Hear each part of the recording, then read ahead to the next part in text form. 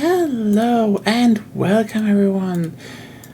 Welcome to Delta Force, small relaxing stream today. Hello Penny TV, welcome for the first time. Hope you're doing well. Hope the week didn't start too bad, as it sometimes does, especially since everything is going on. Welcome. We're back with some Delta Force, which we are dipping in and out recently because not much happening in Battlefield, and there's a new season, so might as well take a look at the new content, talk about what is gonna come in the future, and how this game will, how this game might fare down the line. As you can see, it's a new season, all the rankings have been reset, there is new events. For everyone who doesn't know, basically, I think Delta Force is a pretty generous game for a free-to-play game. This is probably one of the reasons why I am, and probably a lot of people still play it. Like, usually when you play a free-to-play game, you play them and you feel like, okay, they want me to spend money now. This is like the first one where I don't really feel that, ironically. Apparently they're making money, so yeah. Basically, as you can see, log in for 7 days, you get some pretty good skins right now. Neat. There's some new stuff to unlock here, so I guess we will start with Stinger. I have not unlocked the new operator yet. That one, they're basically going completely fresh, as you can see, as usual. In a battle pass, free stuff. You know it. You know how this is set up. Yeah. Yeah, there's a new event. How is this one going? Oh, just playing and leveling up. Okay. Oh, for every match played? Is it really just every match? Damn. Oh well. Should be doable. And there's a new prize pool. By the way, if you're wondering, yes, this is a gacha system, but you can't actually get the tickets anywhere else. Like, you can't buy them. You can only get them from gameplay. So, and the pool is just getting expanded. It never resets. So, as I said before, this is probably still the most generous free-to-play game I know to date. So, yeah, let's start doing it. Wait a second. I saw something here. Yeah, Trenchline's Night. Okay, new map. Okay, we're gonna try this one. There are new guns.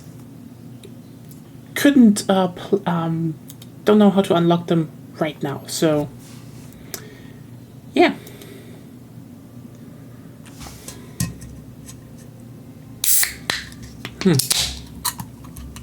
Okay.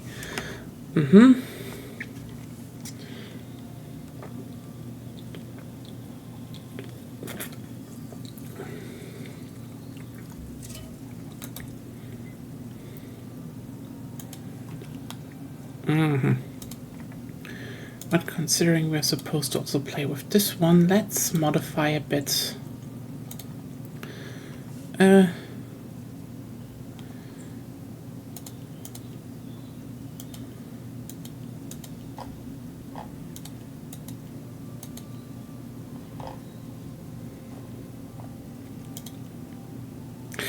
Wait, no. Yeah, wait, haven't I put Ranger handcuffs on them yet? That's stupid. There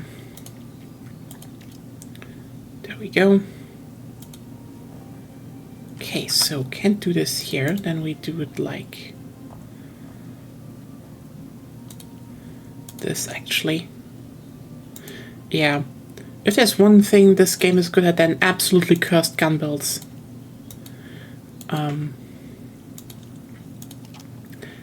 And I applaud that. I do like my guns very cursed, actually.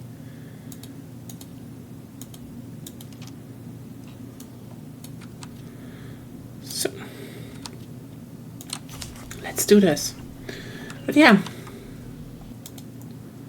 hope everyone is doing well.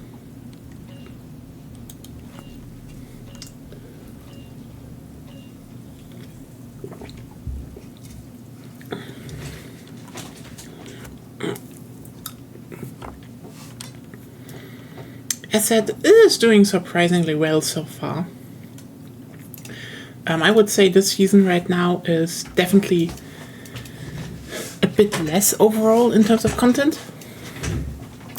One operations map, so for the extraction mode, I'm not really playing that one, has also been put at night. And there is one where... And also on another map, they added a bunch more events. So that's actually kind of interesting. So maybe we will play Threshold later. First of all, you know, night stuff. Or more evening stuff, as it seems. The fact that it's burning is actually pretty nice contrast. Yeah. So yeah, Delta Force. Everyone who doesn't know what this is basically... I wouldn't say, you know, Battlefield Order that I'd wish, but it is kind of that. That doesn't mean it's actually bad, like... Whoops. Fuck.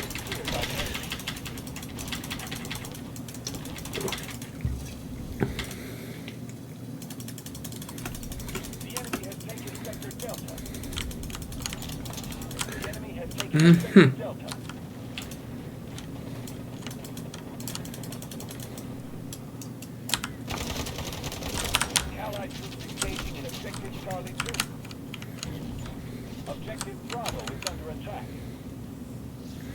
Yeah, definitely more nightfall than actually night. I mean, probably is fine. The thing is, I kind of wish they would have actually done it so that you can actually just toggle night vision goggles on a button press. Because I only know 2 games that actually have done it, and in one it was a bit superfluous, and the other one actually it was kind of cool until I killed the game. So the first one was the original Call of Duty, Modern Warfare. I know this is probably one of those features that no one remembers from it, but yeah, you could just activate night vision goggles on, I think, any map even. It wasn't relevant, but it was pretty cool actually. Never really had night maps though. Stop shooting at me. I'm just trying to heal people. Bah. And the second one was Insurgency, the original one before, you know, they gutted it and made it kind of unfun.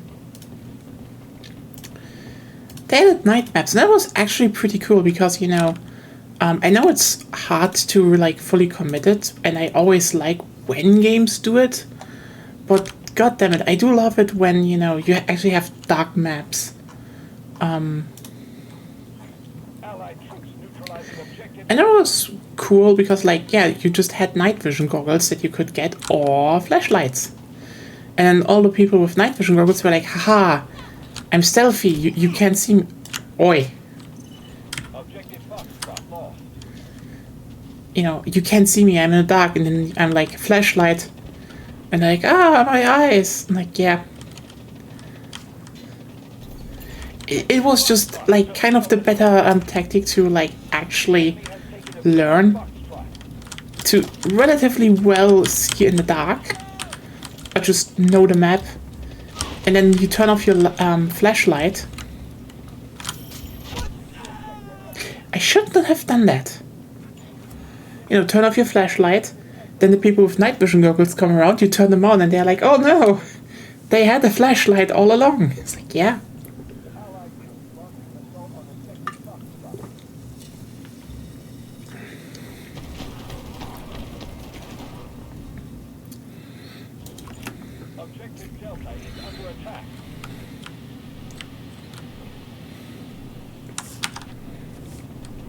Interestingly, they had a short time during, well, in Battlefield, where they also basically tried doing full night stuff. Most of you probably only know that from the one map released, Zavod Night Shift in Battlefield 4. That was actually kind of cool. It was just, you know, a base game map, but at night and like actual full darkness. You have not witnessed what needed to be done to get to that state, because I was in the CTE when they did it, and things they needed to do, well, that was stuff like, okay, we need to completely rework how the light system works, because turns out a lot of night maps are just, you know, day maps with a bit of a different turn. So, you know, it's a night aesthetic, not night. And you could say, okay, fine. And it, you know, works actually pretty well for like a lot of stuff. But yeah, they wanted to have it full night, so they had to rework completely how light works in the engine. And then also completely rework how things like thermal and night vision sights work, because they were just pretty simple shaders actually at that point. Yeah.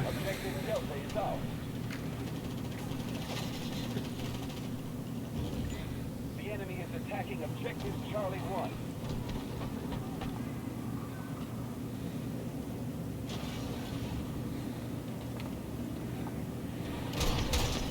Objective Charlie 2 lost. And you know what the saddest part is? We have never at any point gotten the other two maps. Because there were two other maps. And they were pretty great when we tested them. But nope, didn't work out. So,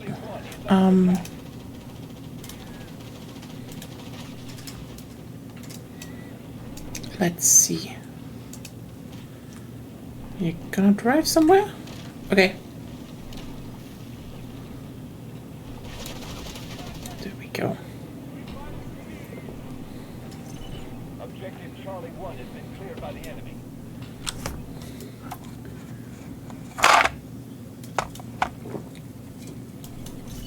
Enemy forces control the majority of sectors. The enemy has captured objective Charlie 1. Oh yeah. And then they also added two night maps into Battlefield Hardline, you know, with night vision goggles and everything. You know, also real night maps, and that was kind of the end of it. I mean, technically there were two quote-unquote night maps in Battlefield 1 they added, but, you know, not true night, but... You know what, comparatively they were still pretty dark, I would say, and I mean, you couldn't add night vision goggles there because First World War, you know? And then it just kind of never happened. You know, maps became more night-themed again, and since then people were just like asking for them. Because like one or two night maps just became kind of the norm, like real night maps. And not as cool as with Insurgency, where like every map was a night map. They had a night version. That was pretty cool. Also, Penny TV, thank you for the follow. We are really just 5 away from 300. Nice.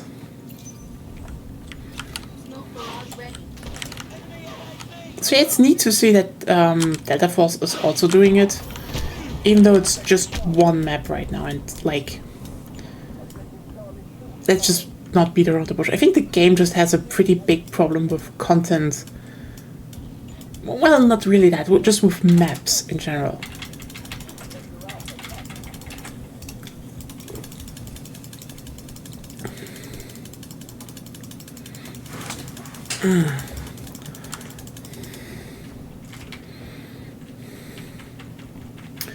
So, Objective Delta has been cleared by the enemy.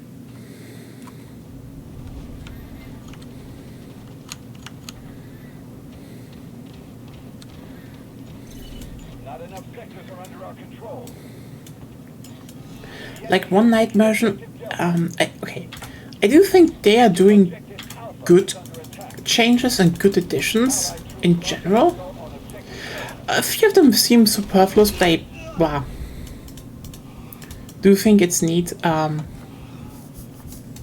just generally would say their biggest problem right now is simply the thing I'm playing right now. Like, they have Conquest and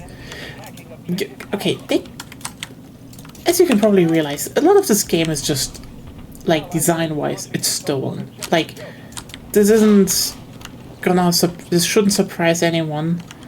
I don't think there's like any real, unique idea in this game.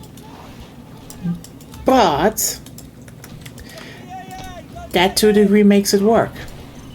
Objective Alpha has been Like, cleared by the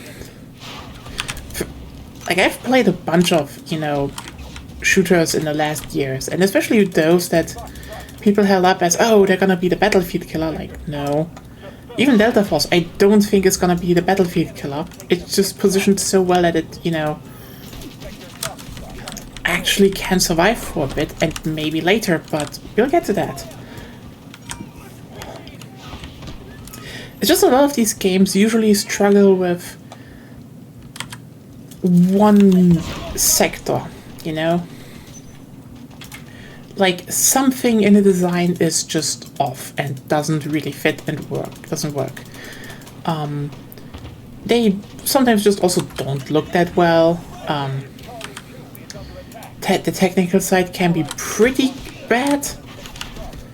So, it's always a problem that all these games that people say, oh, they're gonna kill Battlefield, they always have some problem.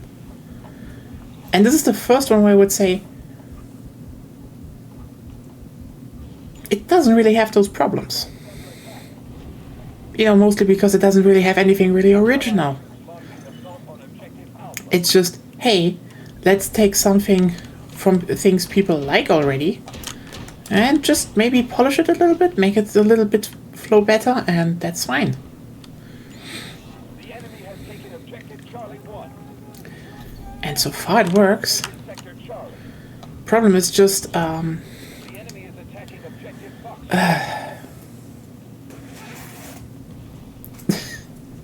I'm just gonna say, the maps in Conquest, I mean, okay, they call it King of the Hill, but it's Conquest. We've secured Sector Alpha. It's the weirdest mixture of Battlefield 1 and Battlefield 2042 Conquest I've ever seen. They just don't work. They're kind of too big, they just don't flow that well. We control the majority of sectors. It could be the mixture of how the gameplay is done and how the... We are halfway. With the maps, it's just weird, Enemy forces control the majority of sectors. The enemy has captured Objective Charlie 1. Also that there is no real vehicle faction, so yeah. Vehicle faction as in, one side has a different set of vehicles than the other, which is kind of a baseline thing most games have, but Is attacking Objective Alpha.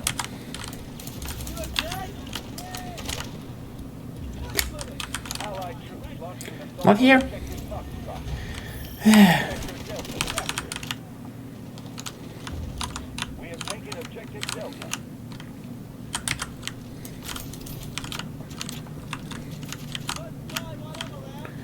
We'll see how the attack defense one works better afterwards. But yeah, The enemy has taken over Objective Delta. there we go. Objective Foxtrot clear. Stay strong.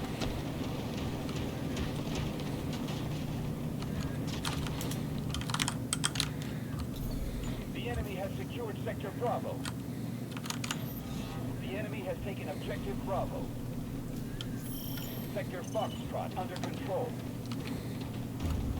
Objective Foxtrot is ours.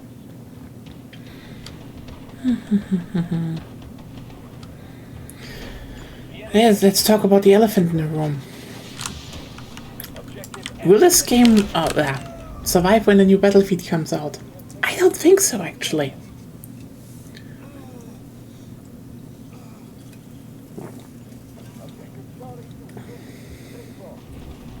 Like, it does a lot more things better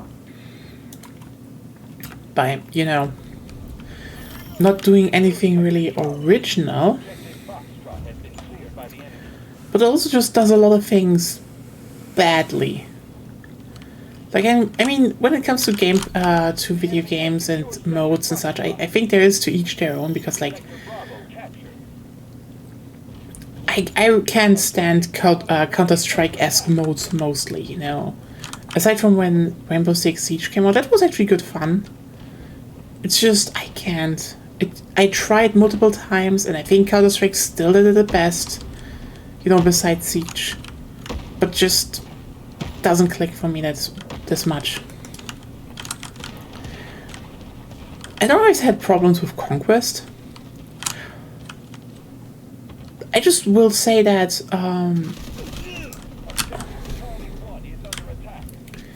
when it comes to Battlefield games, I can play Conquest, and I have fun with Conquest.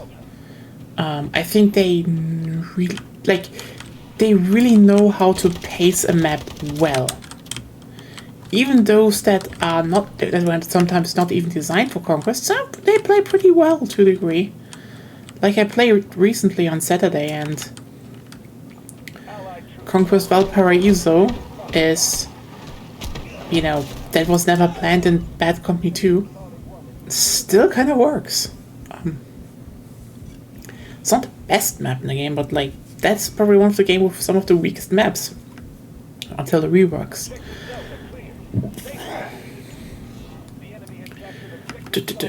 Okay, Tom Sun, I'm helping you. Tom Sun, where are you? There you go.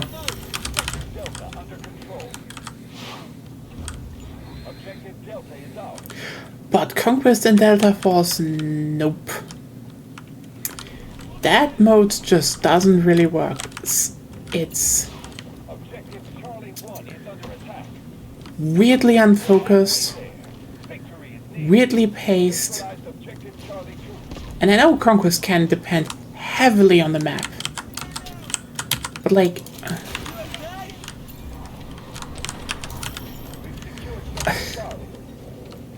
that's probably the best example of when things don't work out as well. Like, I think the strengths this game has is, you know, movement and how guns work. That's true.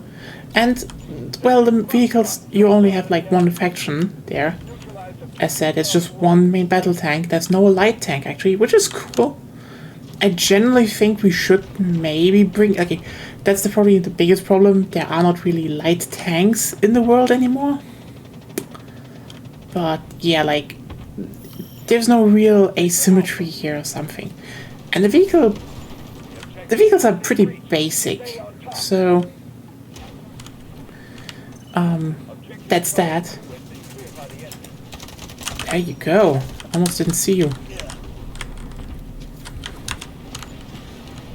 Oh god, no.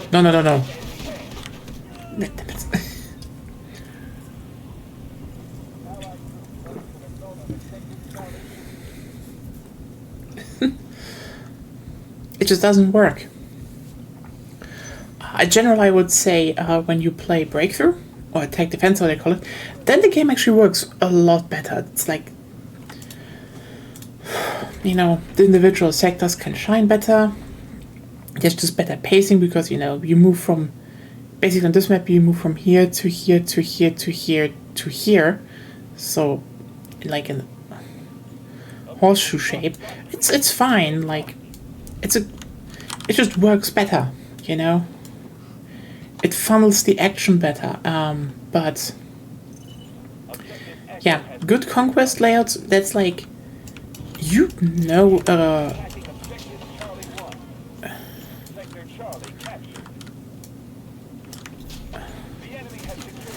Studio knows what they're doing when Conquest is enjoyable, and it isn't in this game. sadly. It's just very mediocre. About to collapse.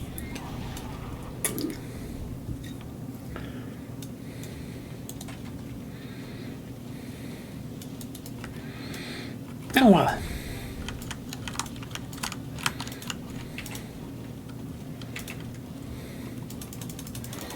First round being a win, I'll take that. Let's see if we can maybe say don't funnel me into... Objective Foxtrot is under attack.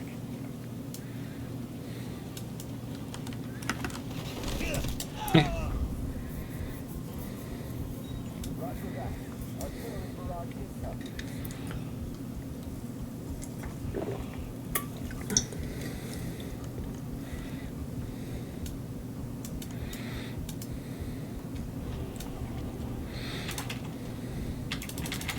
Objective Delta is under attack.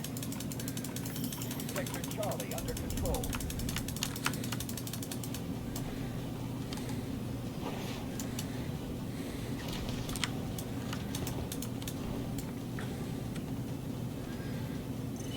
Objective Delta has been cleared by the enemy.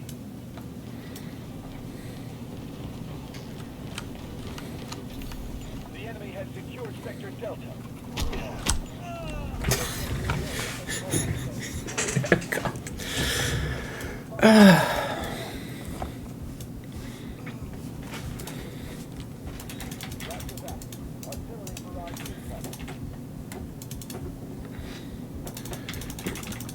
Okay, let's adjust a bit. Something is a bit weird here.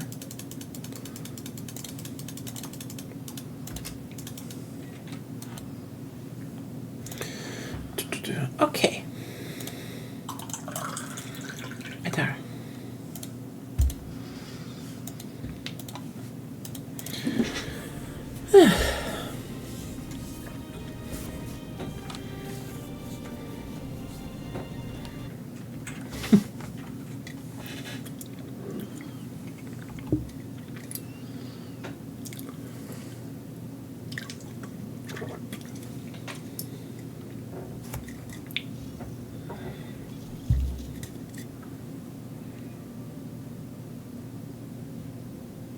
Wowsy.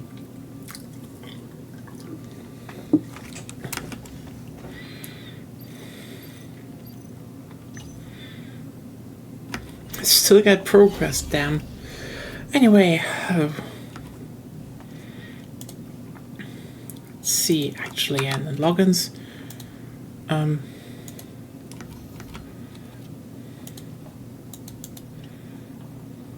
Yeah. Need to do a lot more there.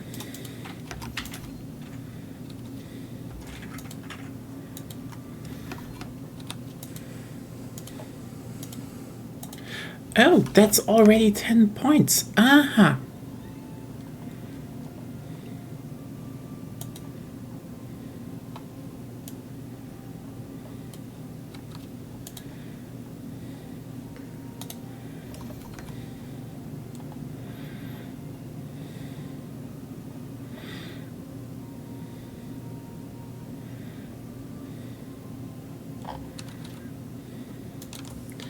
Okay, can we...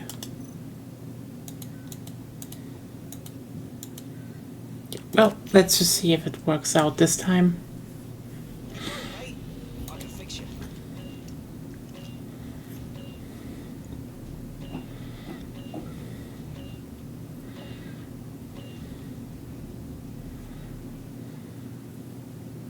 I'm just gonna leave if it is Conquest again, because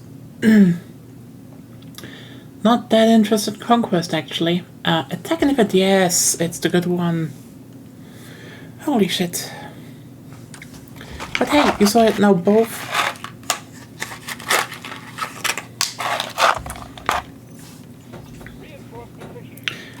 Yeah. The thing is, I don't really think this game will hold up a long time when the next Battlefield drops. Now the thing is, this is actually like very much up in the air when that happens.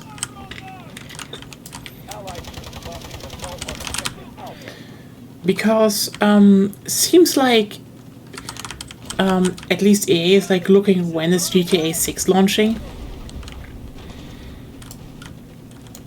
And while I would say probably not anymore this year, yeah, I don't know. Allied troops engaging in objective Alpha.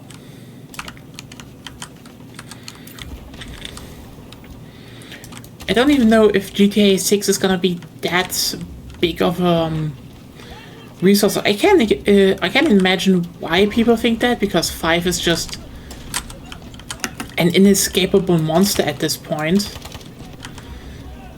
Just, I don't think 6 at launch is gonna be, you know, that big of a blow to many games.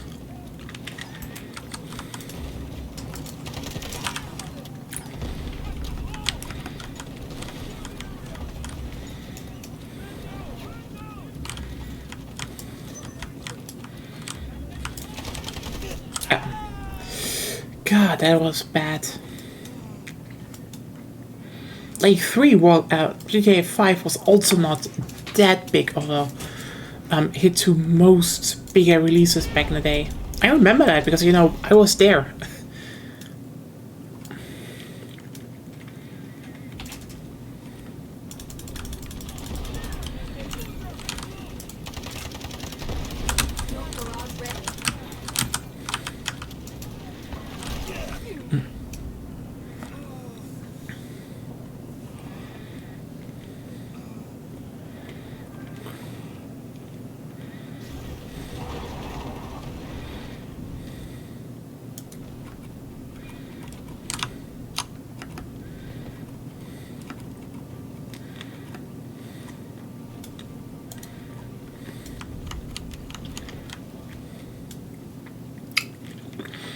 I mean, 5 sold really well at launch, but like, I think people overestimate what GTA 5 is now.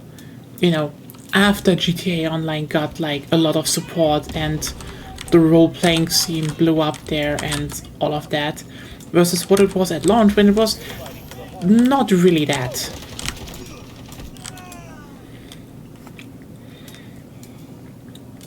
I mean, similarly, everyone thought, how's it called, Red Dead Redemption 2 would also hawk everything, and not really. Then again, I'm almost certain now that they probably will just announce it's gonna come out next year, which would just make more sense. They can take all the time they want. 5 is still printing money.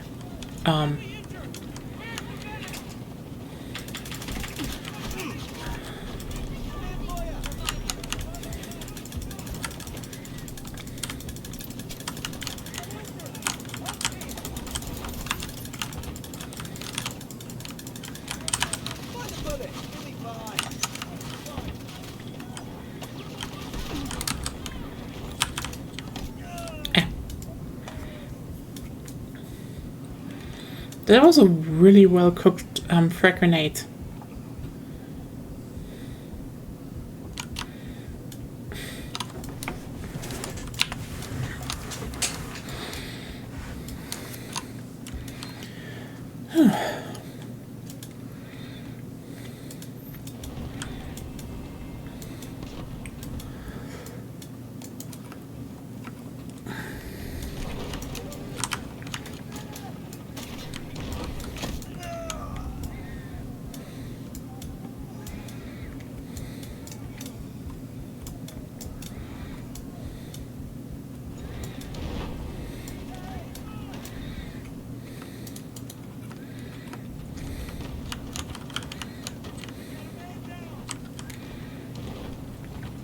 Yeah, depending on when that releases, we'll probably know if Battlefield, the next Battlefield, however that is called,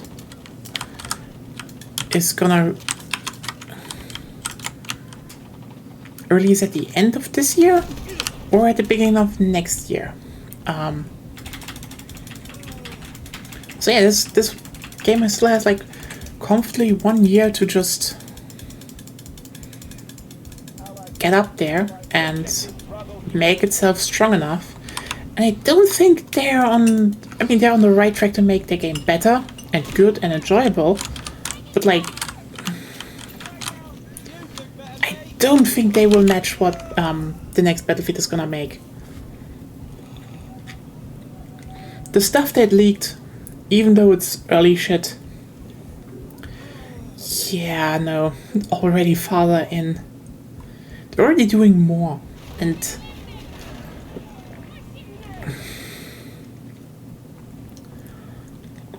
that's the problem when you have a game that just steals shit from things that already exist. You kind of just end up with things that are good, but nothing groundbreaking, nothing where everyone's like, okay, I want to play that.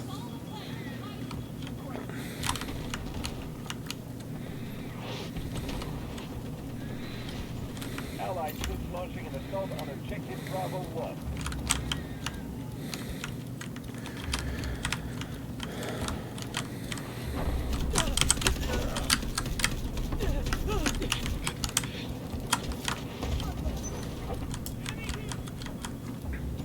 Objective Bravo 1 clear. Stay front.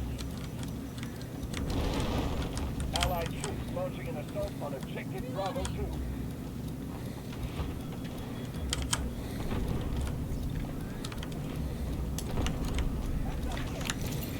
We have taken objective Bravo 1. What there is here? Yep.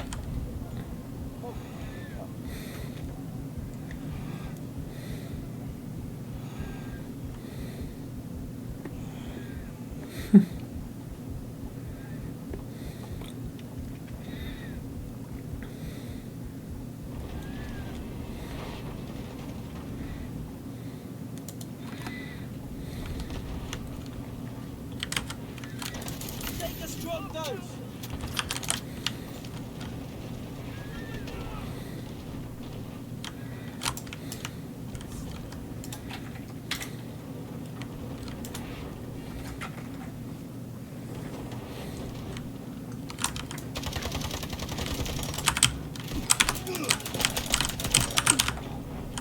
Allied troops launching an assault on objective Yeah, fuck.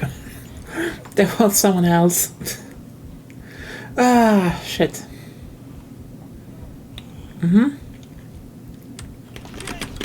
Objective Bravo 1 is under attack.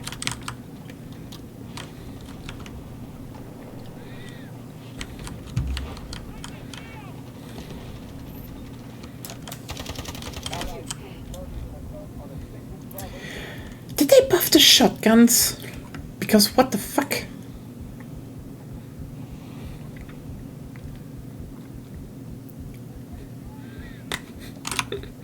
Damn it. I need to step up. But yeah. What can I say? I mean, the maps they showed so far, well, that leaked so far, let's put it like this. You know, typical urban stuff. I wouldn't say the layouts are like anything too, you know, too groundbreaking. But from the flow and what they offered, they look pretty good. I mean, they also had tanks. They had a lot of small stuff. It's just it looked really good, and also, you know, different factions with different vehicles. I think what a lot of people probably are completely underestimating is the fact that it looks like the next Battlefield game is going to be launching with only one Russian vehicle. And that is one way, like, yeah, I get it. I get it. Like this is less of an, oh, they, it was more of, okay, you just kind of had one choice there. So that's that. Not really blaming them.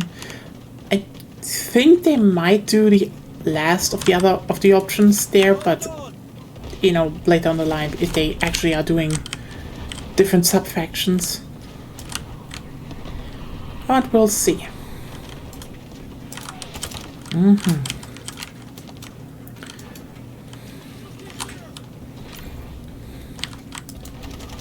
There you go. Still in the same spots as always.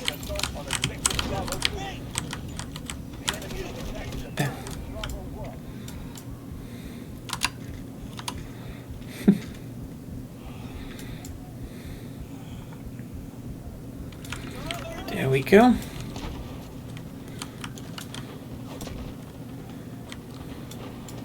Maybe I should slap thermals on after the next round, who knows?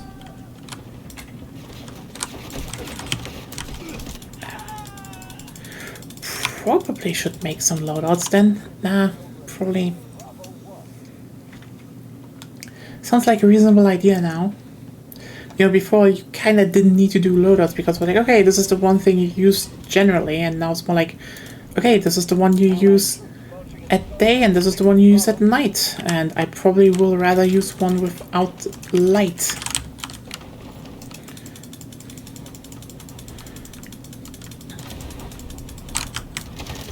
Okay, there we go. Doctor is here. There we go.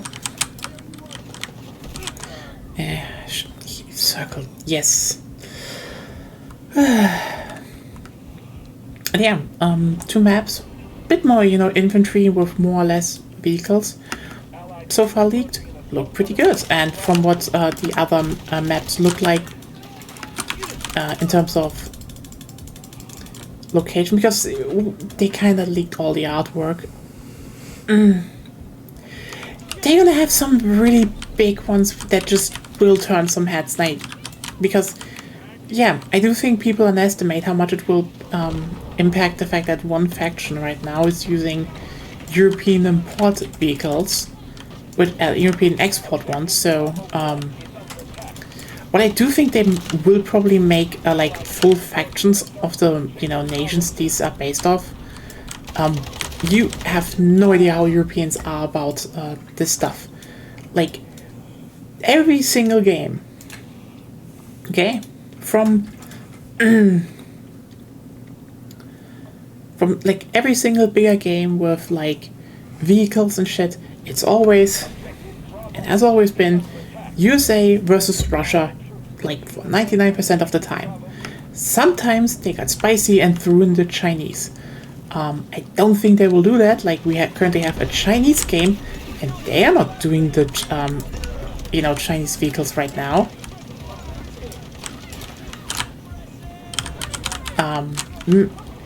I can see that maybe there's a sub-faction that uses Chinese vehicles later in the new Battlefield, but different topic.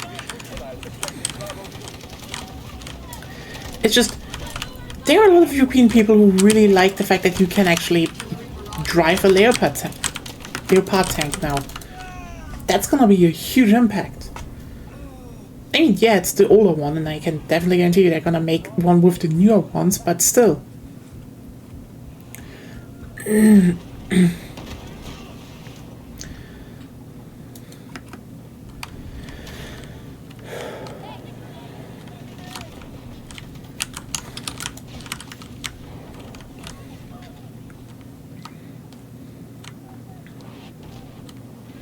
There's a bunch of reasons that go into that, but like, this was always the case, you know, when the main thing's always just Russia versus USA, Russia versus USA, Russia versus USA, maybe a bit of China.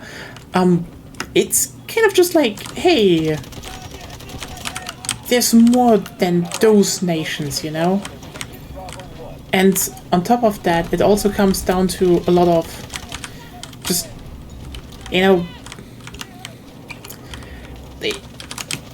Europe just feels a bit overlooked a lot of times. And like the best thing we had was like, you know, back in the day, Battlefield 2, there was the Euroforces DLC with 3 maps, 3 whole maps, and on 2 you had the Crusader and 2 you had the Leopard.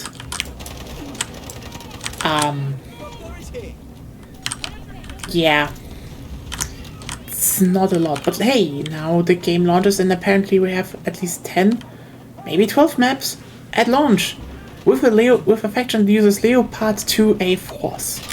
And yeah, that could hold the antagonists, but like, holy shit, that is already something people will like. And also, they're using Swedish IFVs versus, you know, Bradleys. It's just a good lineup already. That's what I'm saying. It's already something where people are like, okay, hey, we can play with it. Also, the Eurocopter is in. Like, it's, except the Su-57, you know, the new stealth jet, quote unquote. Like, from the data mine description, even put stealth in quotation marks because, like, yeah, like, sorry, we all know what Russian equipment is up right now, and they know. No need to pretend here that this is like the highest quality stuff when, yeah, it's kind of competed all the time right now. There we go. That's what I'm talking about. This is how you should do it.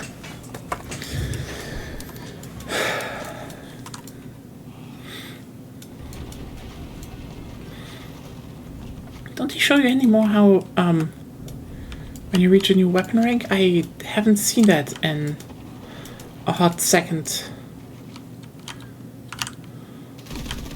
Blah.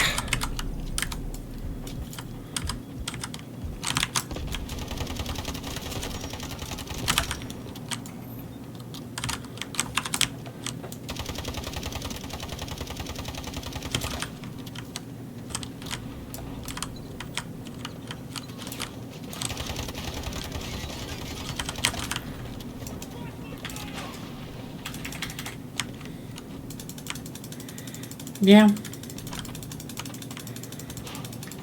That's one thing that I will tell you that will sell copies because people will be like, hey, cool, I can actually drive, you know, a modern European tank in the video game that isn't fucking War Thunder. And, like, I'm not hating on War Thunder here. Like, you saw us stream it recently even. We like War Thunder, and, I mean, we're playing European tanks there, even though we're just kind of the fucking meme to a degree. But hey, maybe at some point we will reach the modern ones, and then it's also like, yep. But right now, yeah, is there any other game where you can just drive a Leopard to A4? No?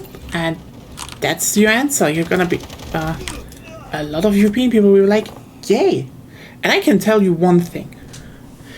I can already smell that with the seasons they're going to make sub-faction maps. Because that's probably gonna, because considering how much they are currently looking at, you know, things to copy from older games, they know that some of the biggest things that happened in the older games really drove people in were the DLCs where they added factions. As in the French and Russians and Battlefield 1. Generally, when the Pacific hit in Battlefield 5, they know that. And I can tell you, they are definitely having on the plan, okay, French faction. Because here's the thing.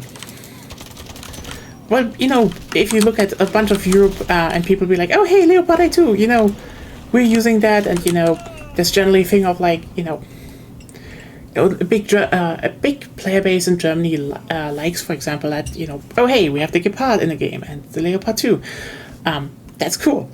The French, you need to keep in mind, the French still have like a very strong tint of nationalist pride in them. When they announce you can drive around in a Leclerc tank, the French are gonna be very normal about this. Because that's just be like, yeah, you can play the fucking French now. The modern French.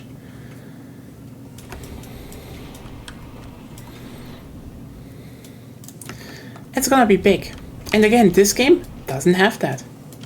You don't need, adding a light tank.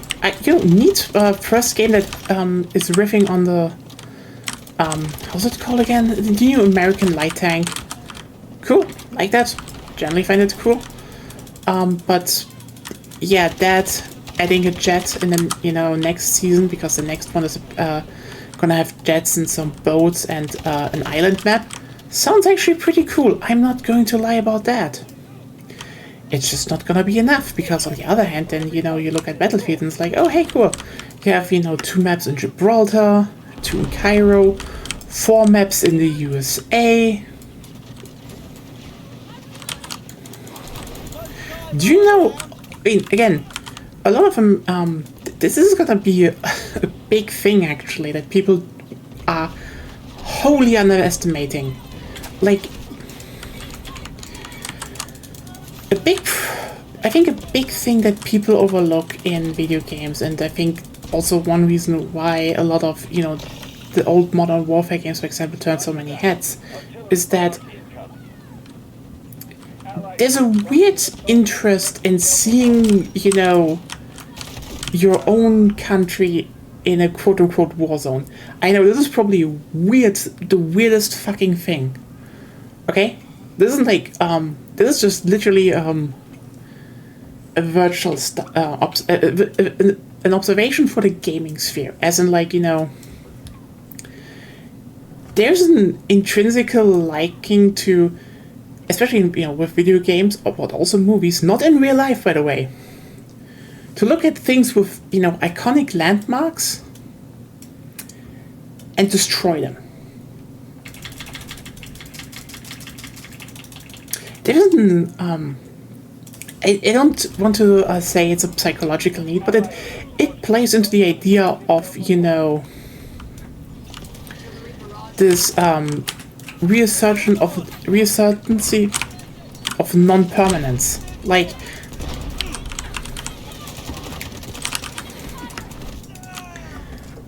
everything is always said, oh, this is how it is, this is how it'll always be, and like then you see the Eiffel Tower burning in like media, and you're like, no, it can change on a whim.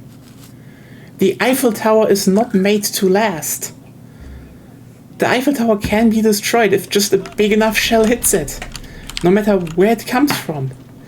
And there is a weird obsession with that, this, you know, upheaval of the known. This isn't, you know, again, not a call to one, it's just a fascination with it. Macabreness to a degree. Like, and this is why I'm saying, you know, oh hey, 2 maps in New York City, Brooklyn? There are gonna be a lot of people who are like, oh, yeah, hey, I know that place. Like, I still remember, you know, back in the day, it was summer 2013, I think. Yeah, 2013. No, 2012, I think, still. I was still, you know, firmly in school, boarding school that is, and basically there was Gamescom, and they were like, oh hey, we're going to show you the newest trailer for the newest Battlefield game. Newest Gamescom Battlefield trailer. Well, I think the multiplayer trailer was, I don't think it was E3 yet, but yes, it was Gamescom, pretty sure. It could have actually been E3, I don't know. Oh yeah, I think it actually was E3 now that I think about it. I showed multiplayer there. Siege of Shanghai, yeah, it was E3, the first multiplayer stuff. Because I still know I went to that Gamescom that year.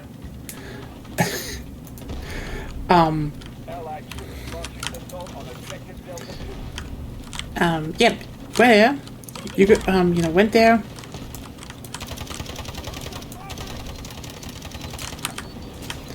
But E3, watched it with a friend, exchange student from China. Great guy, actually. And they showed Siege of Shanghai. And his reaction was like, I know this place! I recognize this, the skyline. I've been there. I should show you. Like, for him, this was like, yay! Stuff he knows, you know? It was just more known. And you will have that with a lot of European people now. Because again, we didn't have that a lot of times. And similarly, you will have stuff like the American maps. A lot of people were like, hey! Hollywood in Flames, which is actually pretty cool. Like, it's just a cool setup to a degree. Okay, there we go.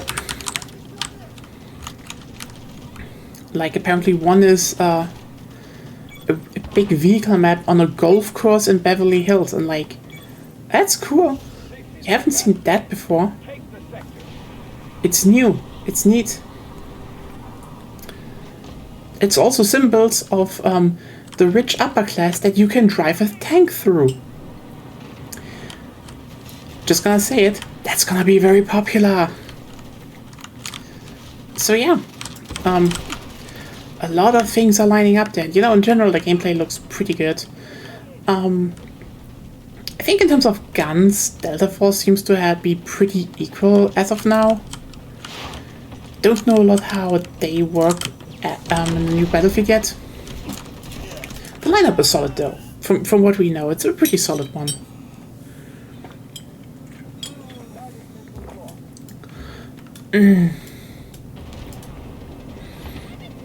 So yeah, I don't really think they're gonna have like the best time, especially since here it's more like, oh yeah, you know, a few buildings, you know, you can destroy, and they have some, you know, you have some destructible parts, and some can break down. Like, yeah, it's neat. It's neat that you can do that in this game. It's just more of a gimmick, you know? Meanwhile, they already showed the video, like, that's actually public. How they're like, okay, now you can actually destroy building walls in the next Battlefield. And then the rubble stays on the ground and creates new cover, creates new pathways. That's cool. Like, just actually expanding how destruction works. That's cool. Or that, you know, specific surfaces now do react more to what kind of thing hits them. Like, you know, okay, if it's stone, you probably need an RPG to do some damage there, no question. But also, hey, if it's wood, yeah, you're gonna do some damage with just your bullets. That's what this game, for example, doesn't have. Like, there's this sector here on this map, I think D1. There's just a shitty shed. On some rounds, people yeet ballistic rockets onto it. And the shed stands. You see my point, it's just not the same. It works, it's fun, but not the same. Okay. Who shot me from the back?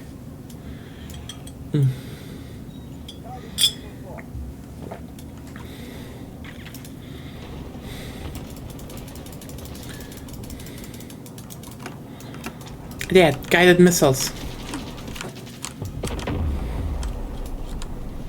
There we go. Nope, you're gonna be revived again. Artillery barrage ready.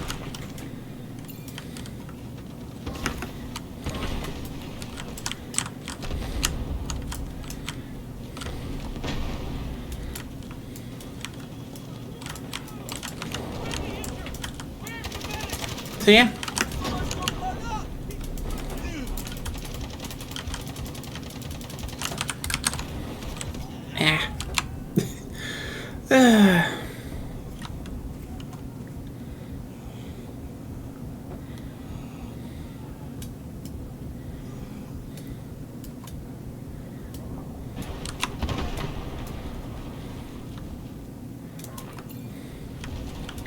Capture the last sector.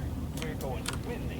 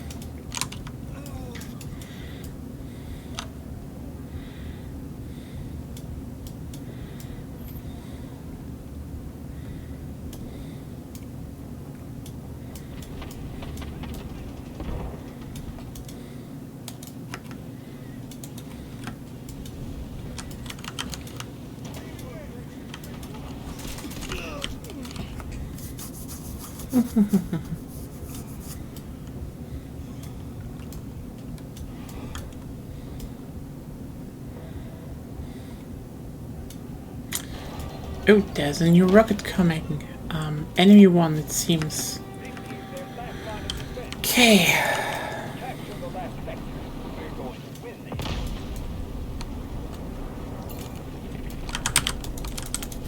You okay?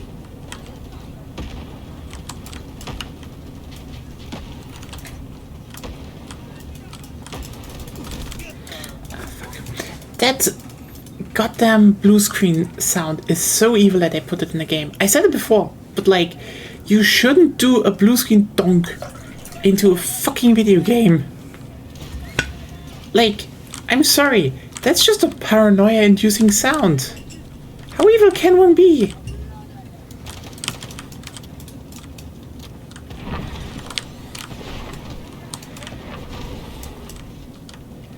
Roger that. Artillery barrage incoming.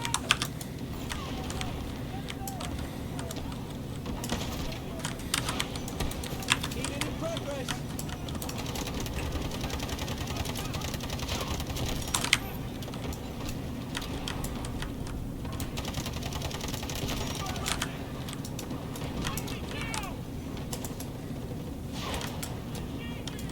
We've neutralized objective Echo.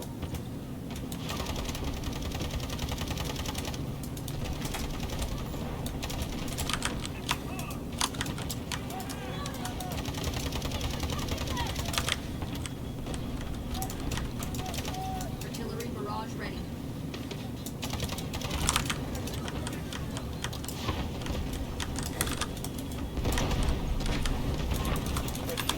Deployed. Guided missile ready.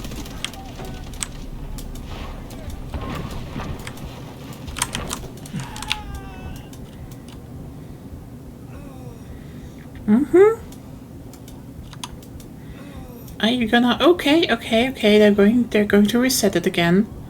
Nice, that's actually not bad for us. Because... Okay. Now we definitely should use, Roger that. Artillery barrage incoming. Capture the last sector. We're going to win this. Take the strong zone.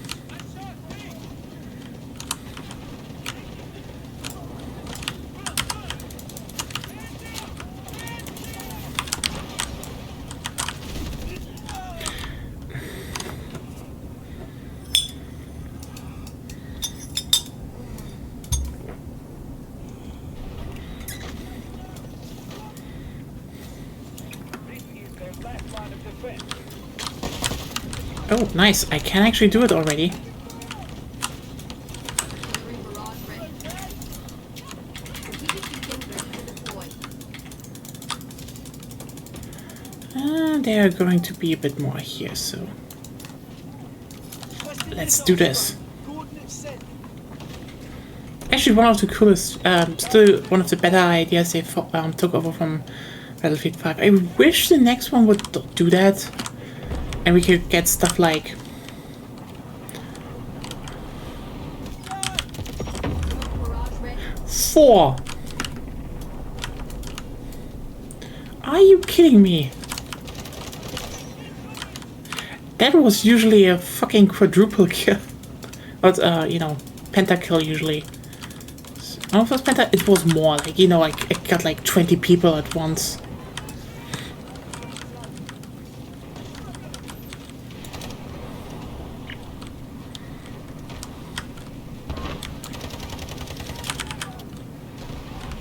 We've neutralized objective Echo.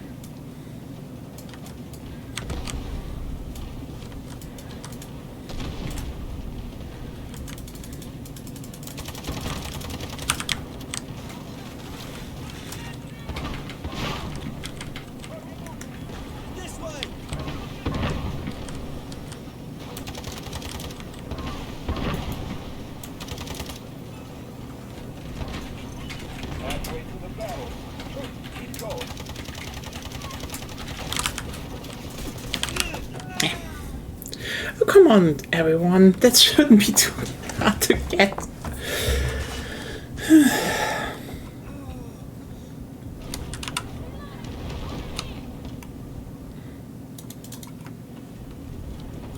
Victory's their last thing. Take the sector.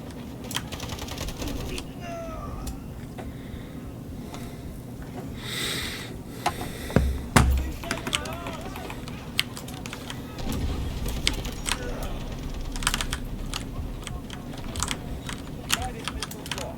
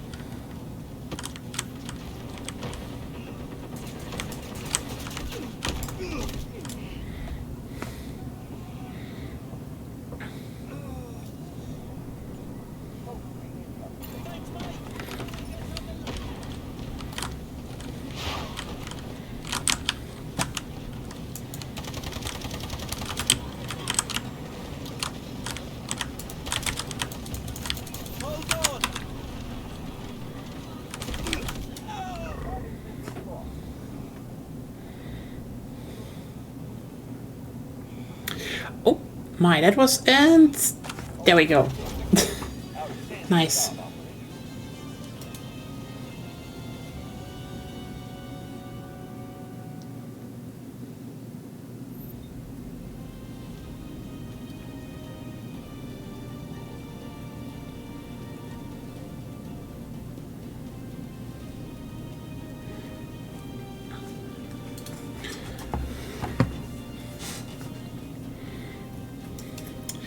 Oh hey, that's me with the really crappy build of a gun. That is definitely like one of the features I like. It's like, you know, while I do appreciate that probably the next Battlefield or so I probably seem to have a better thought out and better balanced system. Like here's a lot of incremental stuff you stack. You can make a really cursed looking gun, and I like that. It's like, oh hey, this SMG is supposed to be small, short, and compact. It's now really long, has like a side grip, and a lot of other crap. And you're like, why? And it's max level, actually. Wow. Wow.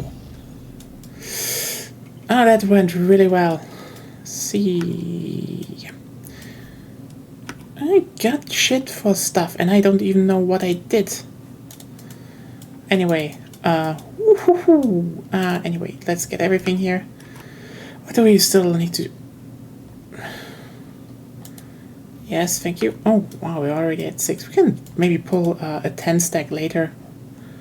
So, what do we still need? Killing more people? Fine. High-tech smoke grenade. I should use it more. You're right, game. I should use it more. Why am I not using it?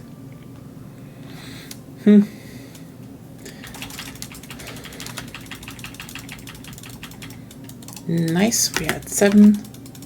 So yeah, those are the tactical armament vouchers, which are basically, you know, the gacha tickets of this game. And again, you can't buy them. So I'm not really complaining about that. It's just kind of neat that you can't buy them, and like the game is just that generous.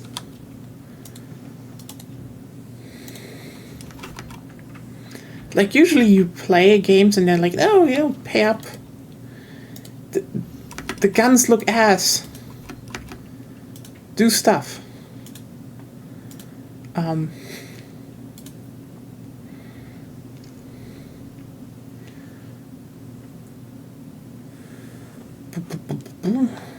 We should oh, we're already at 12. Nice. Absolutely keep doing things here. So, Stinger, you still get some stuff, but yeah. Sadly, now we should probably choose another weapon.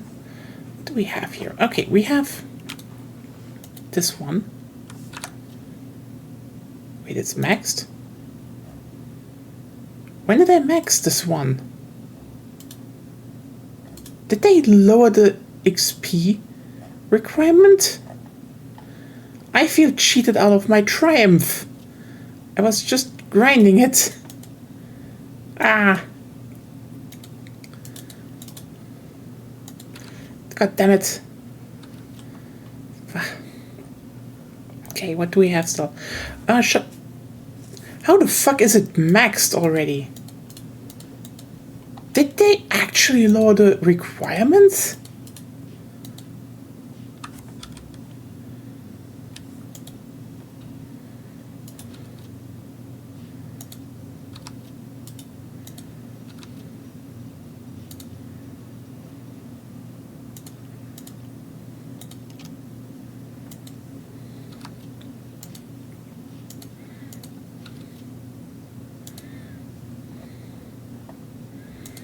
I guess I haven't leveled anything of those shotguns yet.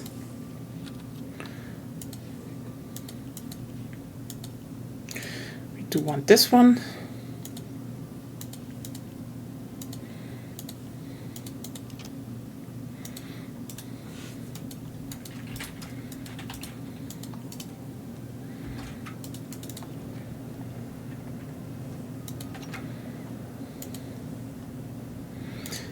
Let's get the speed loader on.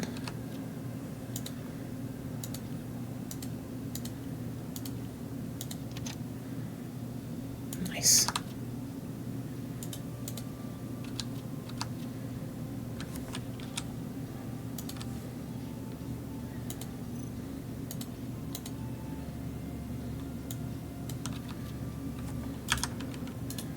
And then let's put one on with thermals and save to custom 2. Is it okay? It's still, this one is still 13. What happened? I'm so utterly confused. I guess I still need to level them though.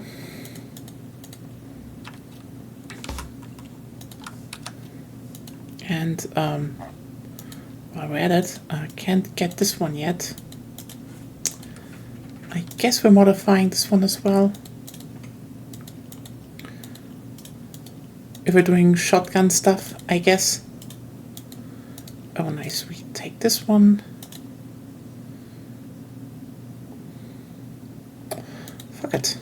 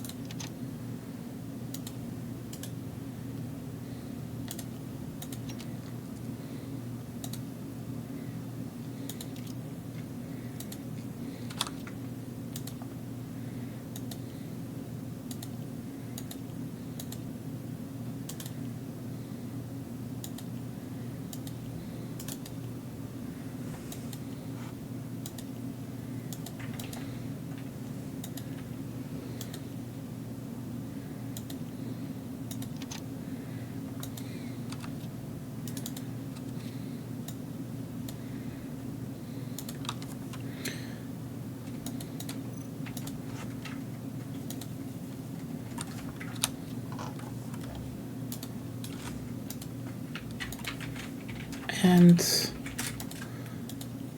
one thermal, let's do this. Okay. I guess let's do some more shotgunning.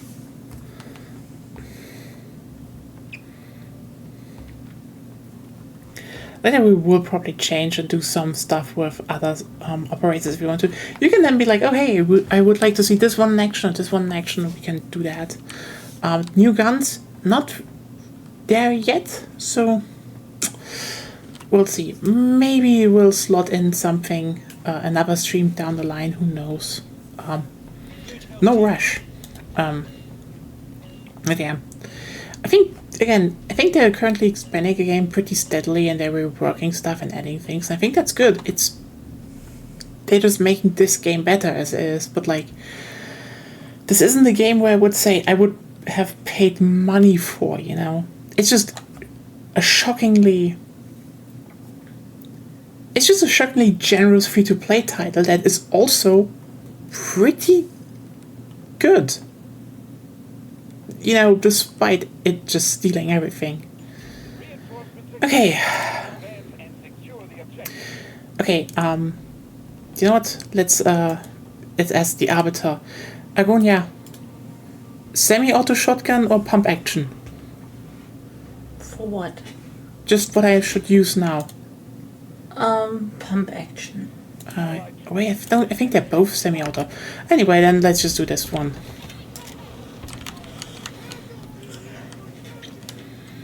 Let's do so. Ah! Bleh! I'm not seeing shit.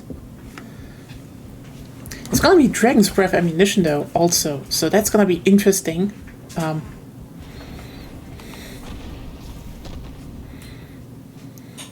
Oh my god!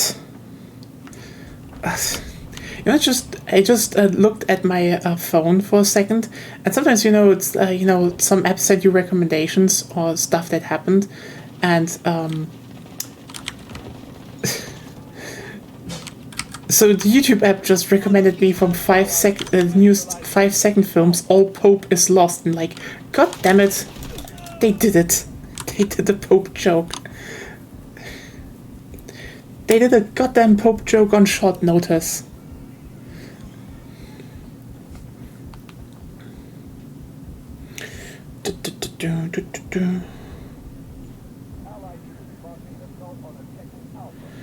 Well,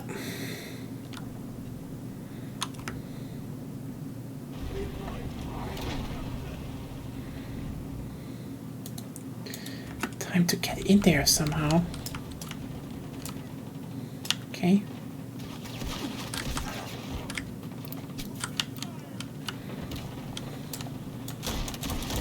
Yep, it's semi-automatic. Oh, that's how...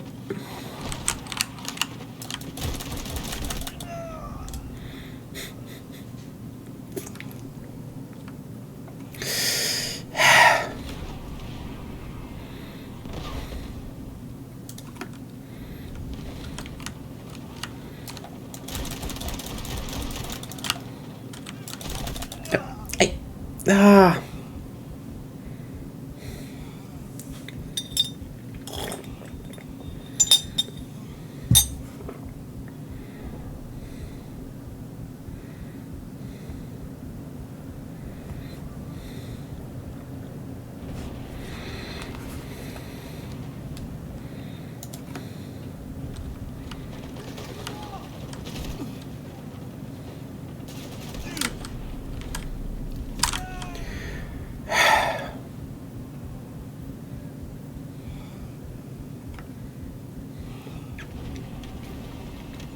Allied troops engaging at objective Alpha.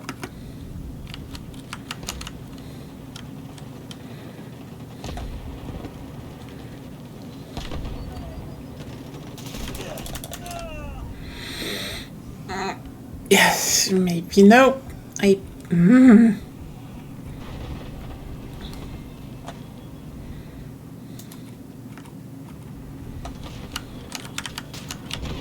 Something is up with the inputs.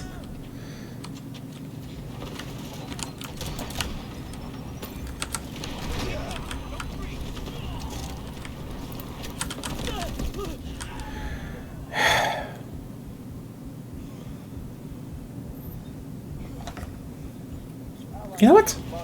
No. Let's actually go and take out the flamethrower. Who should we do? We could do engineers. That's doable. Probably a lot of them are now done. G3. AK-12, AS-12. So many guns to choose from. M14, let's do this.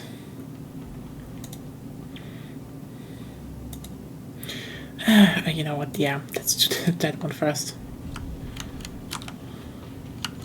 Allied troops launching an assault on objective Alpha.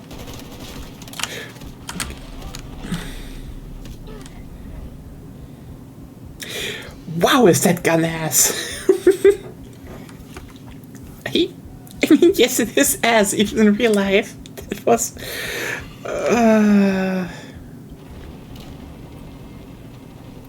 it's just... You kind of feel like, yeah, you know what?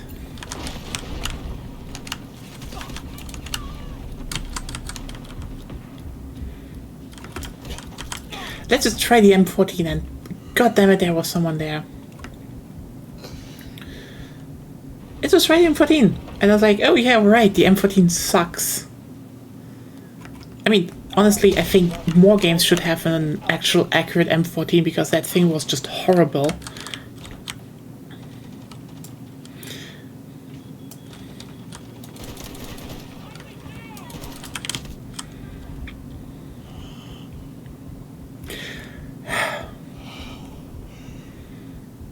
I mean, okay, if you do it single fire, it's really fine, but like, the full auto M14, no. No, just no. AS-12, whatever that gun is.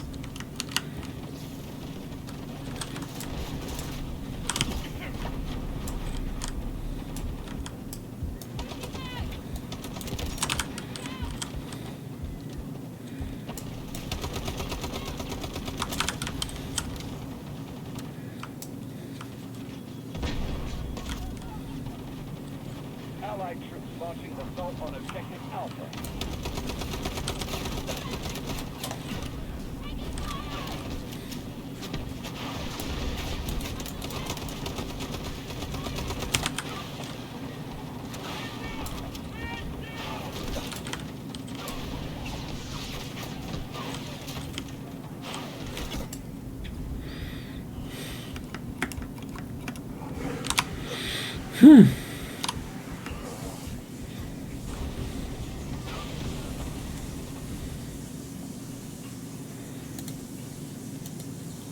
Probably just go back to my G3, yeah.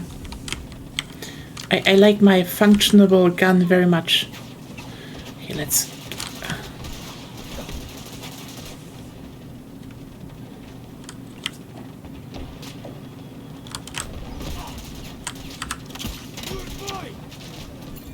Allied troops engaging in objective Alpha. Damn it. Maybe I'm just overthinking this. Maybe I should just run in and kill. Oh, fuck it. No, I'm going back to the M14. I want to try. You know what? I tasted the ass gun. Yes. One kill with the ass gun. Nope. I shouldn't have stopped shooting the ass gun as revenge. It's so ass. Oh my god, I hope I can put a drum mag on it. I hope I can put a drum mag on it. I still love that the M14 exists. It's just such a stupid gun. It's like the embodiment of so much just that has to go wrong. For it to just like be like that. Like, I know the whole, oh yeah, we need a full power cartridge because nothing else will stop an enemy, you know. Okay, basically, for everyone who doesn't know, after World War II it was like, oh hey, this assault rifle concept that the Nazis had, that's looked pretty good. Had some merit. You know,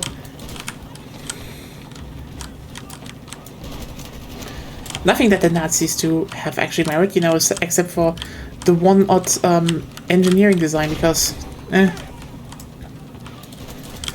as you can see in the right corner, this is not a Nazi-friendly channel. This is just a thing that happened, that people looked at as a gun and were like, it's not a bad idea. And then the Americans were like, if we're gonna do one, especially in NATO, it needs to be a full power cartridge. It needs to be strong, and they then literally just put their they literally just made their M1 Garands full auto, and it was not a good gun. Just, yeah, it was not a good gun. Let me put it like that. Like, I think there was a video of Forgotten Weapons where he shoots it, and in slow motion you can see how much that thing wobbles. Like, listen, if you have a gun, it shouldn't wobble. Okay, maybe a bit, but like not that much. Anyway, I'm playing with the ass gun and I'm killing people with the ass. Blah. I didn't kill people with the ass gun this time, which is a downside because only dead people cannot shoot me.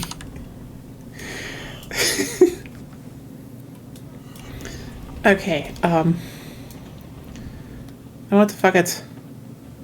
We're doing this what I came for. Spawn near, put out the Flammenwerfer. Hans! Okay, fuck.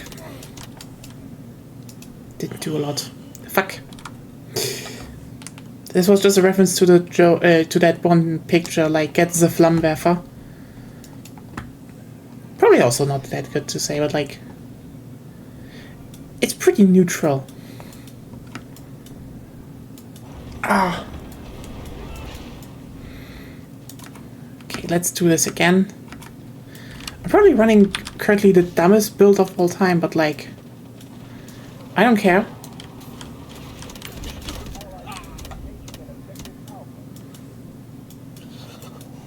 That flamethrower doesn't seem to be really effective. I could have shot that guy and he would be dead, even with the ass gun. 50% Allied troop force left. We must pick up the pace.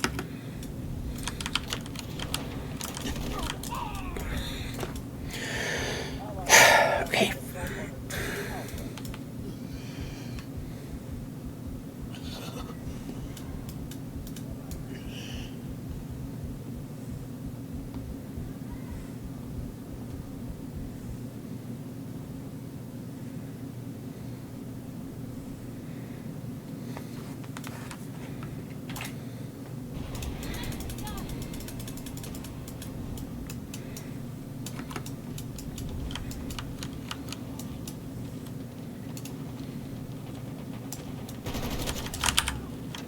Nice.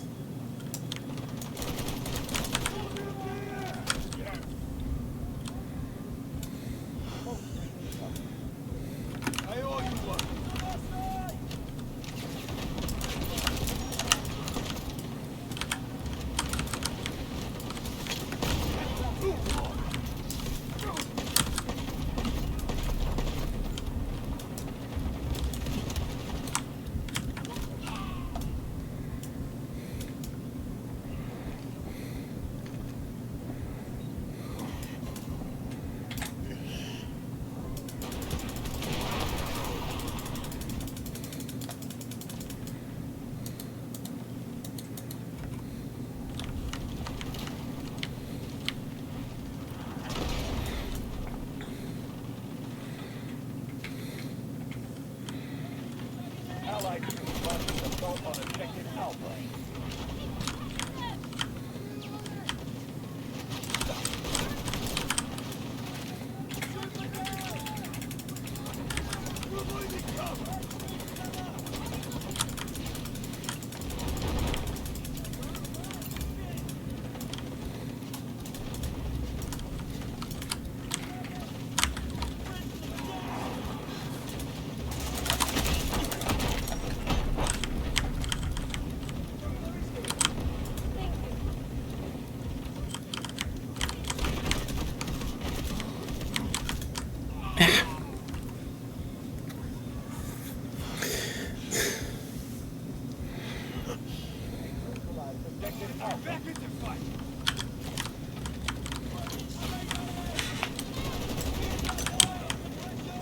There we go.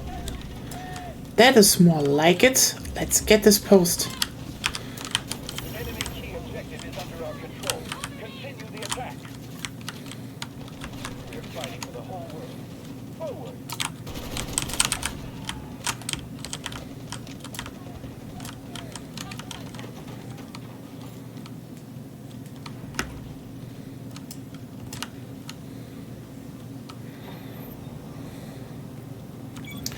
yeah, I mean, I hope we can actually put a whole lot of cursed shit onto this M14 and make it useful. I mean, I don't know if you can make the M14 useful, but it's gonna be fun to try.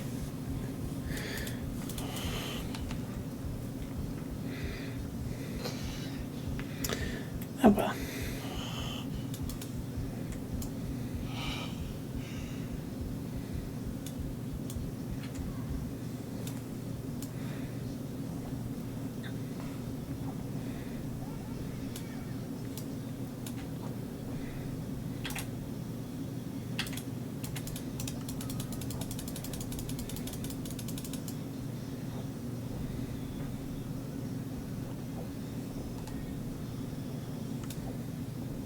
Allied forces facing an objective Bravo 2.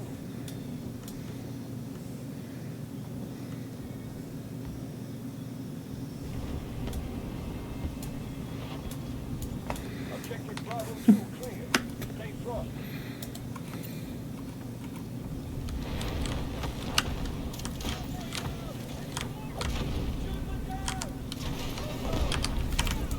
Objective Bravo 2 is down.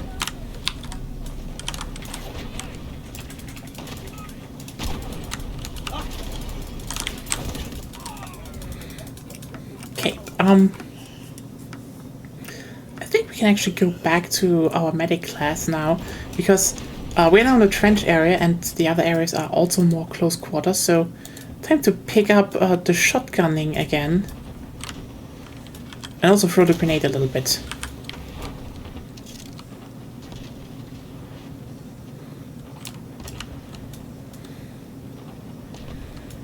Oh god, we can slap a thermal sight on the M14 now. I'm just excited for a lot of shit that we can do with it. Yes, that's again, it's the fun part, if you can actually take something and just make it cursed. I know some people hate cursed guns, they're like, they need to stay clean and pure, and like, you know, no one likes gun puritans. No one wants that. Like, here's the thing, okay? If you say, no, keep the gun pure, especially if it's an old one, no rails, no attachments, no thermal sights, like, you probably do sex in the missionary position exclusively also, right? Water plain, no sparkles. It's that type. Getting the Chinese food extra mild. No flavor in life. Oh well. The enemy has taken over objective Bravo 1.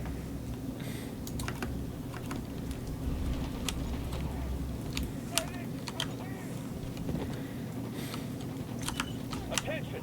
We've lost half our forces.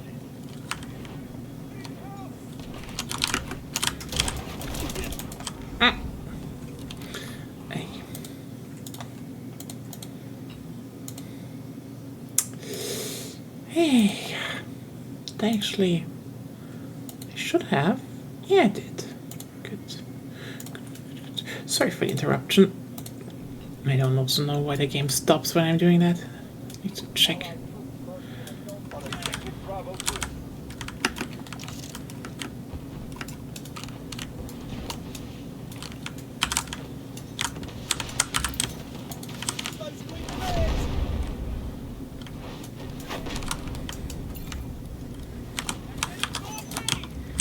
There we go. We've neutralized objective Bravo 2.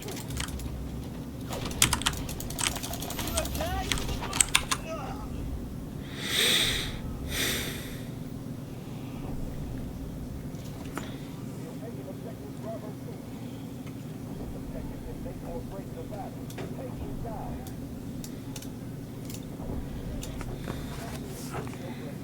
Bravo 2. Roger that. Artillery barrage incoming.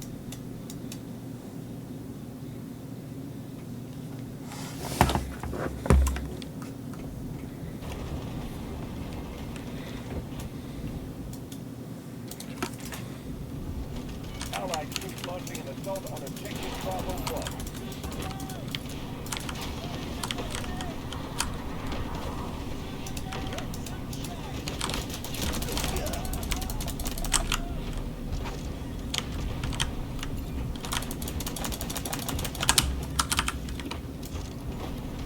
Neutralized Objective Bravo 1.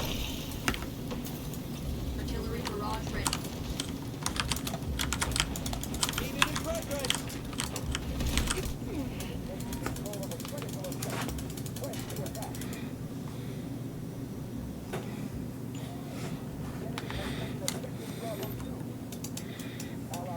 Launching an assault on Objective Bravo 2. Roger that. Artillery barrage incoming.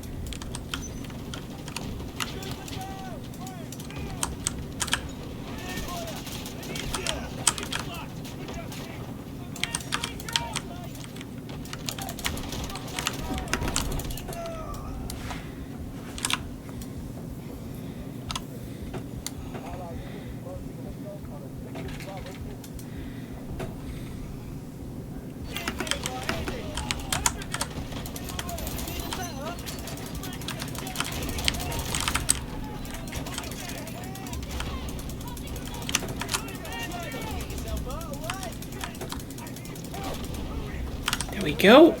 Nice.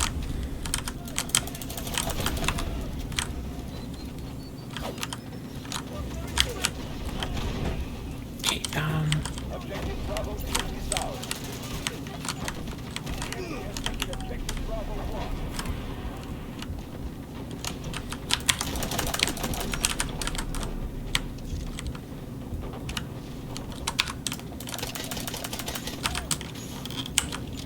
The enemy has taken over Objective Bravo 2.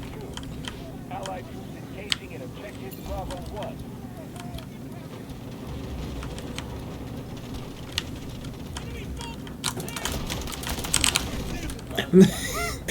ah, fuck. I thought I could be sneaky, but nope.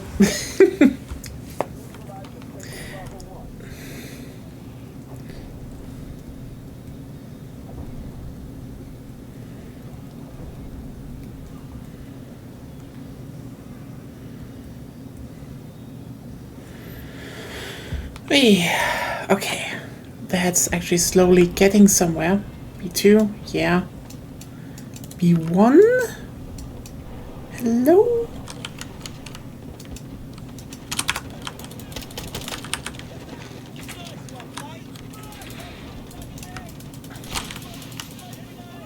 Artillery barrage ready.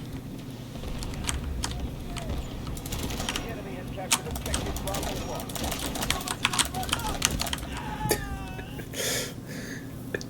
Oh, yeah, and I wish I had the other shotgun with longer magazine tube. Bigger magazine. This one feels weird. It can't kill, it's just more like I probably need more attachments on it to be more consistent.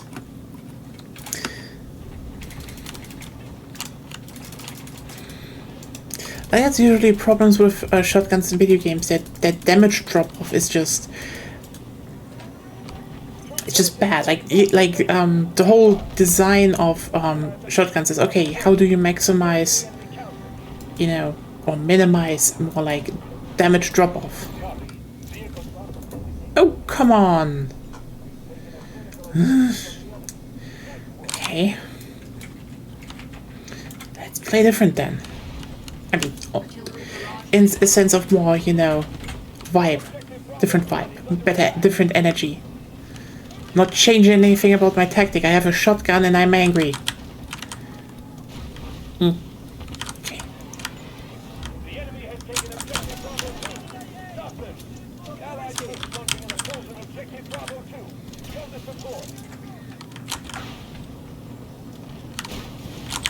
Objective Bravo 1 is under attack. Enemy objective. It is so fascinating how much they just literally copy-pasted from, you know, Battlefield. Because thermal's not working with smoke is a thing of Battlefield 2042. And this game also has that. Similarly, the fact that the supports have both ammo and healing, which just kind of makes the loadouts just very useless, especially now. is also 2042. Neutralize objective Bravo 2. Prepare for the enemy counter.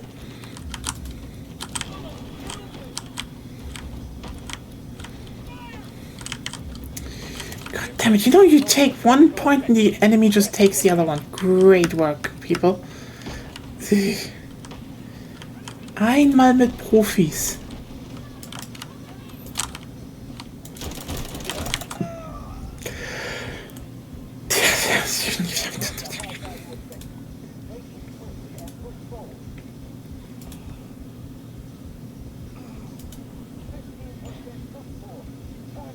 Anyway.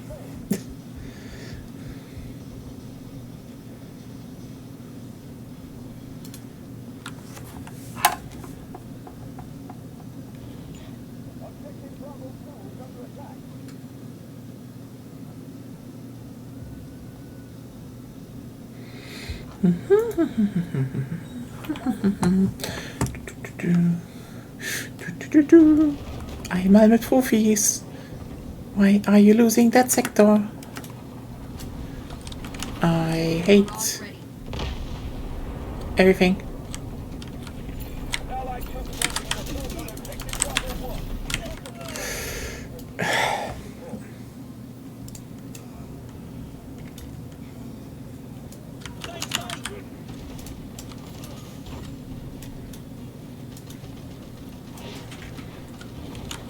Objective Bravo 2 is under attack. Roger that. Artillery barrage incoming. Yeah, the reason why I'm going around here, Assault on objective Bravo 1. this is where a lot of enemies walk around, and if you cut through their paths, you can actually clear a bunch of them, fall into their back.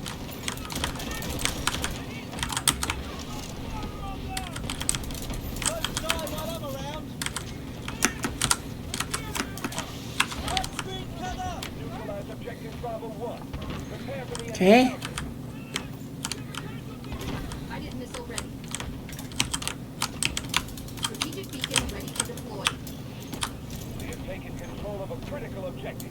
Press the attack. Requesting missile strike on coordinates. Over. Guided missiles launched. The enemy is attacking objective Bravo 1.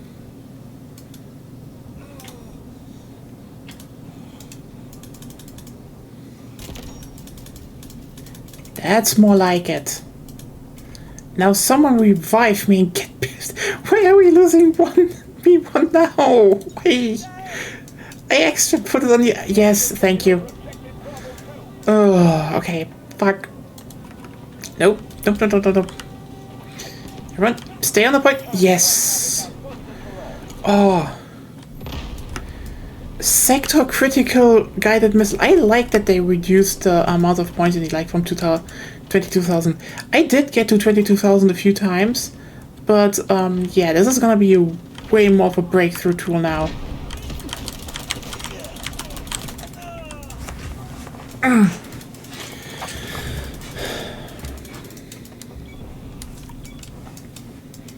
Will also mean that some of the objectives that can be destroyed by this thing are gonna trigger a lot more. So basically they added 2 of that. I still need to see how that is in that one map, so maybe we will just take a quick look into the normal playlist and get a threshold game going, because basically they're at the it's always the last sector, so they always edit now like, oh hey, you can destroy something in the last sector with the guided missiles. Fine. In Ascension it's like, okay, hey, there's this big tower and if you hit it like 2 or 3 times with a rocket, it collapses and there's like a new pathway then and a new objective to capture. Pretty neat. I like that. You know, it is for everyone who is still old enough and still remembers the meme, Levolution. Just a nice, just a scripted event, but you know, not badly done. I've seen bad stuff. Like, I mean, I've played Battlefield 4. Everyone who played Battlefield 4 knows how you can do it badly. And here it's like, you know, it's the final objective. It just kind of changes a bit, especially when you do it during breakthrough. It's fine. I think, yeah, Levolution during breakthrough, good. Levolution during conquest, bad. And I've never seen anywhere where it actually is a good thing, because, like, if you want to have a thing that can just trigger by players during a match due to input, okay, and just change a part of the map completely, and should be persistent, you're basically standing in front of map design hell. Now, probably everyone will sit here and be like, oh, that doesn't sound too hard to do. And here's the thing. We will probably come up easily with some ideas and some events that, you know, that you can make easily. And that's fine. That's not a problem. The problem is that fundamentally you will, they will fit into two categories, okay? Either they are meaningless, or they change the map for the worse. However, there's another thing that could be even harder. That's even harder because I haven't seen it yet. They change the map for the better. Now, you can already see the problem with what we're talking about, right?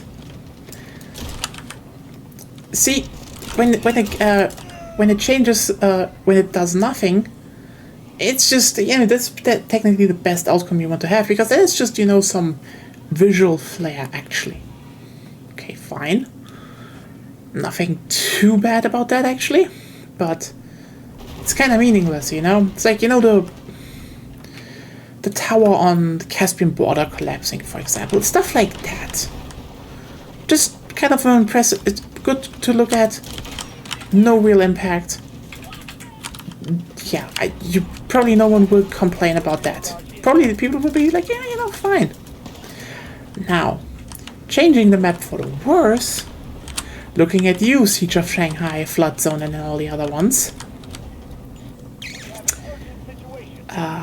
Yeah, that's bad. That means people do not want to do your big central effect of the map. You know what that means? That means royally fucked up, actually.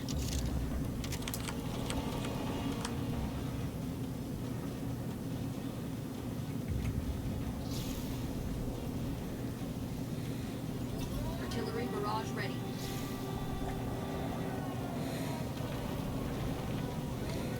We have marked a high-value objective.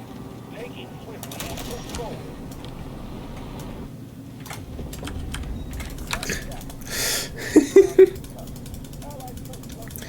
Okay, still getting into it though. Okay. Let's focus. We're doing some good shit with the shotgun right now. Team, don't jinx it now. Attack that point. Stay on the point. The key to victory is do not die. Don't die. It shouldn't be that hard. You know what? Let's see. Is this a match where we can fire 2 missiles at once? Oh, someone has a car here. Let's get onto this. Yes. Artillery barrage ready. Yeah, also, the vaulting and mounting is just... Oh, god damn it. Mounting through windows is just not as fluid. Like, you can see how a lot of that tech in Battlefield has been, like, refined for over a decade now, and... Wait, are we? Oh no, we need to go up to 3,600.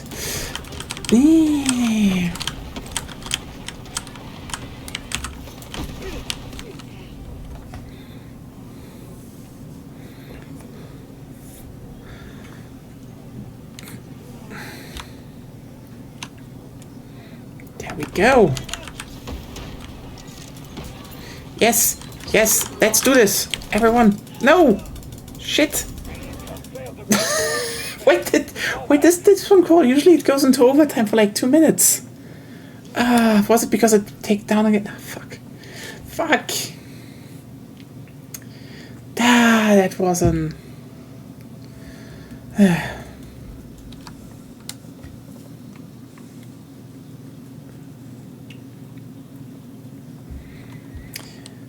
Also, the fucking devs should start actually cleaning up their game a little bit more. I mean, people always come in with edgy names in video games, but... I mean, at least, you know, one thing... So the biggest problem this game had in the beginning was just people... There is a global chat, and people just spammed, like, Nazi shit in it, obviously. Because, like, what the fuck do you think when you add a global chat? Like, how stupid can you be? Adding a global chat into a first-person shooter.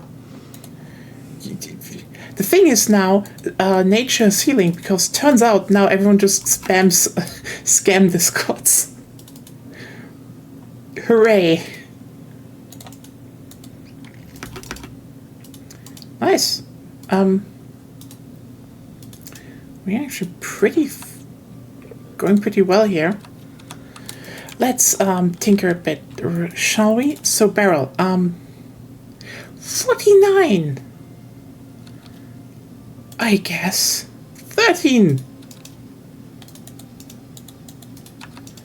Okay, what can we do here? What can we do?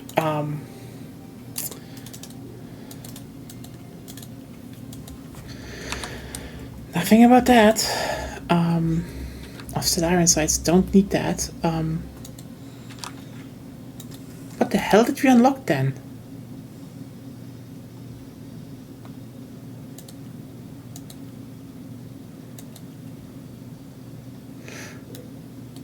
I've absolutely adored this muzzle brake. This is stupid.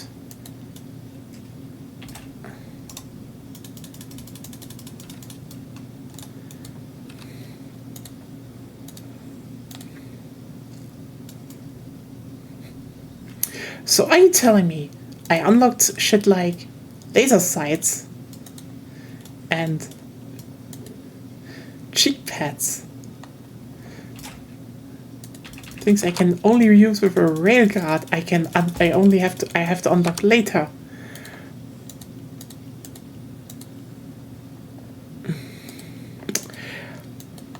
What was the point? Yeah, I unlocked cheek pads for a stock that's at 36. Dear developers, you kinda missed a whole big point here. That's what is this? Yeah.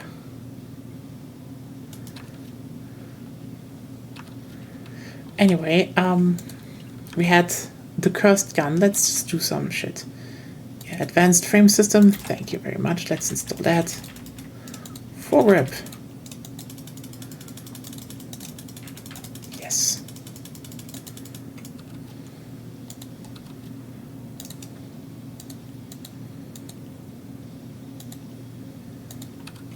That we will take.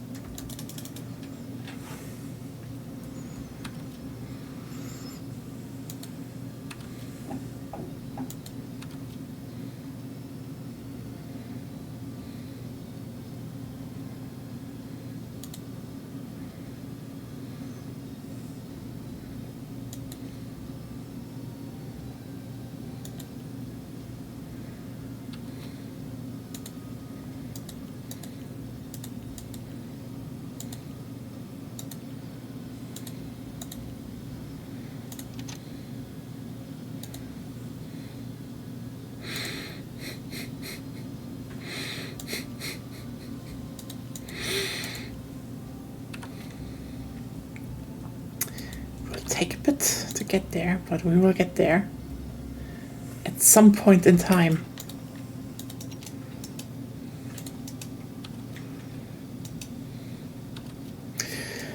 I guess that's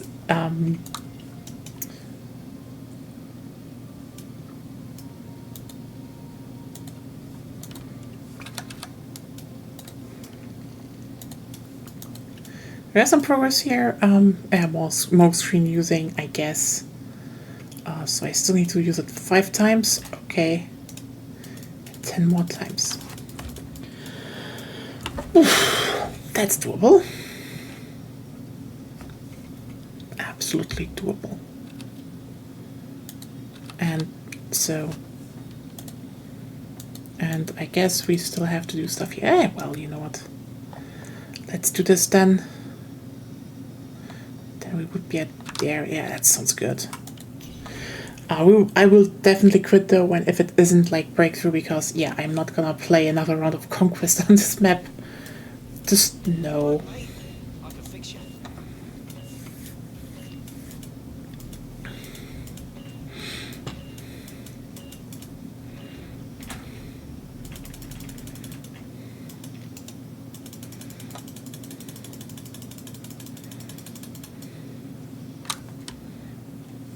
And it's Conquest, so let's get out of there.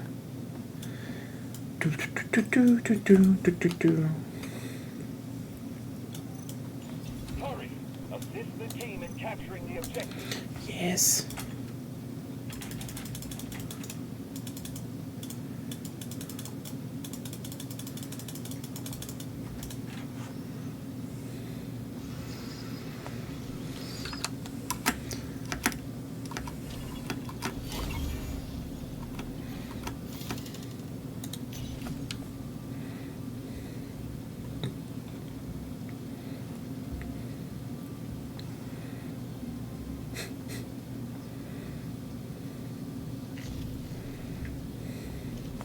Have a shot of this, mate.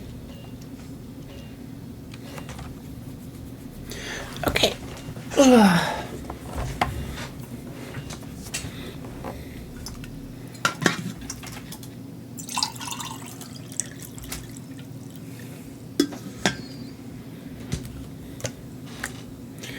Nope, not again.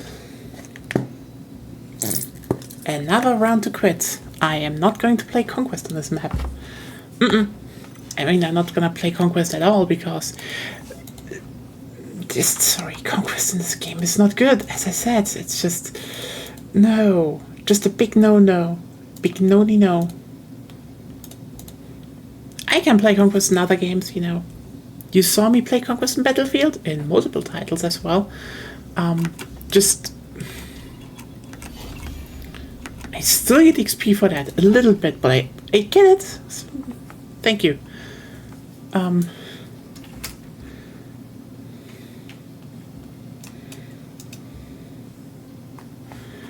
So yeah,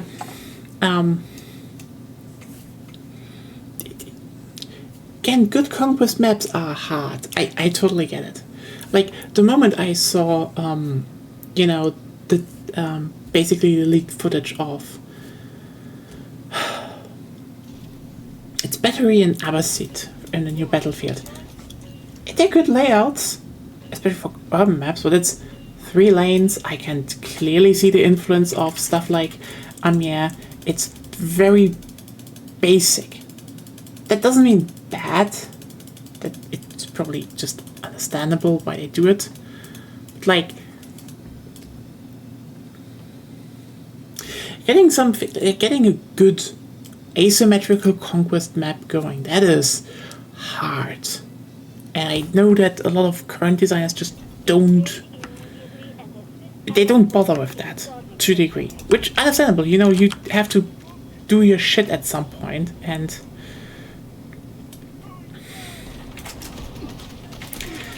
we're not at the olden days anymore, because like here's the thing, I made maps like on my free time. You know, I didn't work for a publisher or something, but I did mapping in, you know, Unreal Tournament and stuff. I can tell you one of the reasons why in so many games, okay, you will see 2 types of maps over and over and over and over again. There's always pool day / shipment, you know, very small, very well-known maps. Or usually pretty well, just, you know, mirrored ones. Something orange, especially in Source Engine games. It's gray with orange blocks or gray with some blue blocks maybe. Because making a map is hard and work. Now, if you scroll back at least 10 years or so, and even today it's still not, you know, the biggest thing. It's more like, how do you do one? You usually have 1 or 2 people on them, and one guy basically is like, okay, here's a layout, and they do a blockout. Then that blockout is getting tested. Then that blockout is getting adjusted, and then some other guy usually comes in with the help of some other person or girl, you know, other girl. They are girl map designers, a bunch of them actually. And, you know, make it nice. That's, you know, it's the environment artist stuff. It is usually like a 2-person job. Now, from the first person, this is like just a job of a one, you know, it's a one-man job, one-woman job. You know, not about the whole gender. It's just one person does it, a one-person job to a degree, and then they get help making it look nice. And meanwhile, it needs to be iterated. That's doable, especially if your games are, you know, and older games, it's more like, okay, you know, you can hammer one out in a reasonable amount of time and play test it and just generally do stuff. Even when you're on your own, you know, you can do that. It's not the hardest thing to do.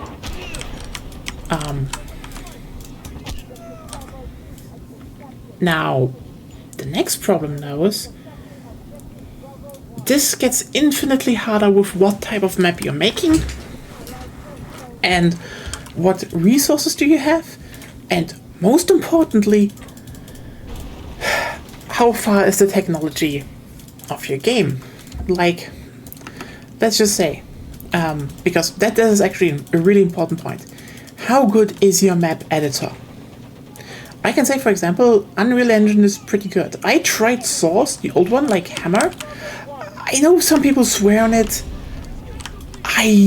It's weird. Like, Hammer has some stuff like people are like, oh yeah, you can, you know, reduce the amount you can see on the map to just work easier. And like, I get why this is a thing and why it works on older PCs, but like, I am getting like, I hate the fact that I can't just scroll out and see my fucking work.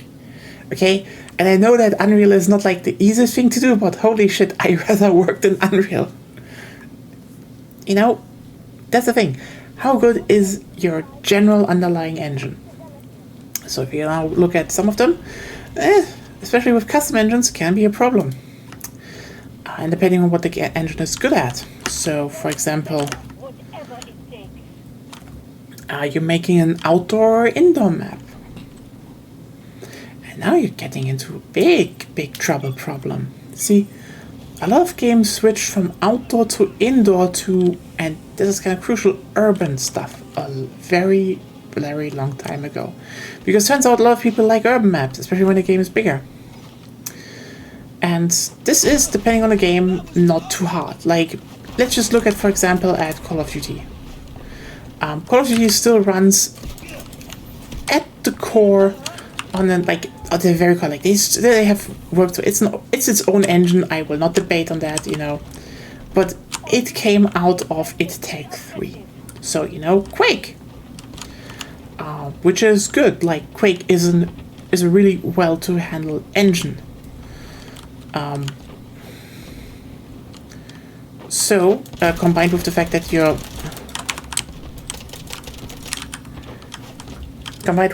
you're making mostly, you know, arena-style maps with static buildings, yeah, you can jam out a good map relatively well. Now add some relatively a solid the ability to make terrain. Sure.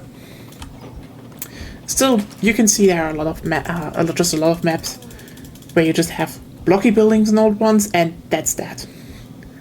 A lot of them outside because, you know, you kind of had to get those airstrikes in, you know? Meanwhile, Battlefield runs on Frostbite and has a lot of open areas.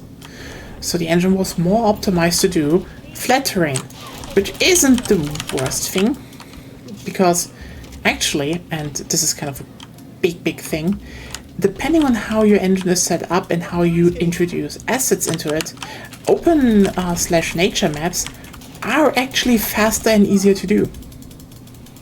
There's a reason why, for example, I think a lot of people don't remember that, back when the community map project was launched for Battlefield 4, they were like, what do you want to see? The overwhelming amount of inputs was, we want an urban map. Urban maps are hard to do though, and they didn't have the money or time to do one.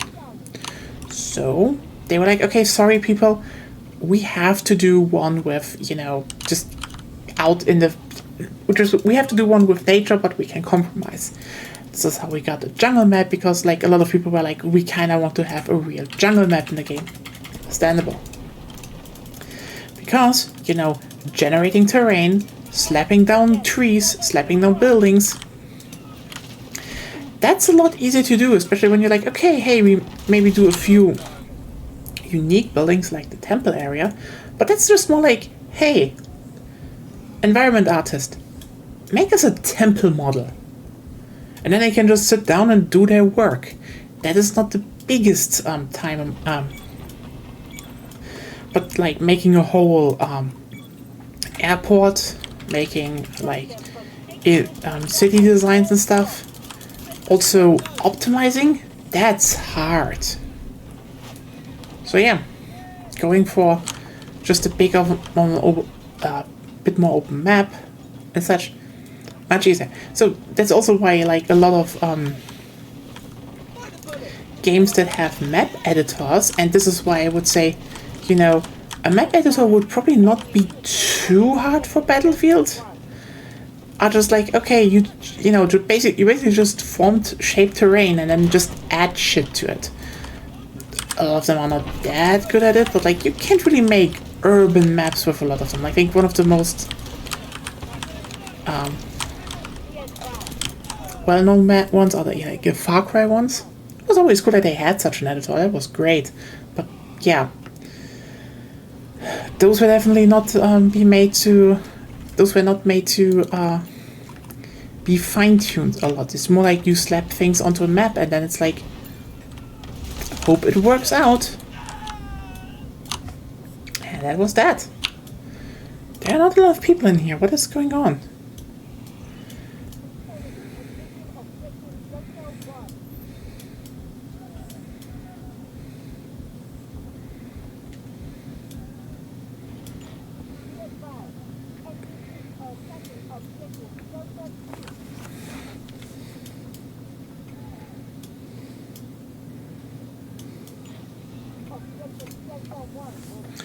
But yeah, making a map is hard.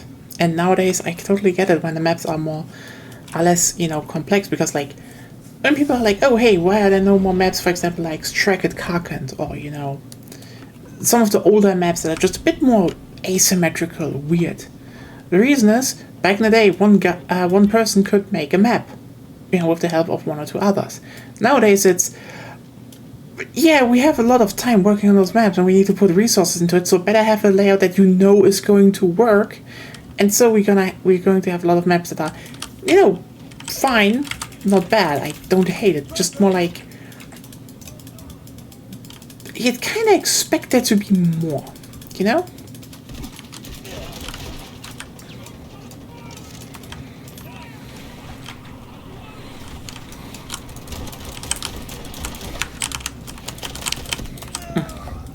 Like, for example, I've actually answered one of the designers of Battlefield recently that it's a talk with them on Blue Sky, and he said he kind of wished that they could slap Arica Harbor and Atacama Desert on both sides of Haven, the new Chile map, and just make it the longest breakthrough map in history. And like, you know what? I'd be down for that.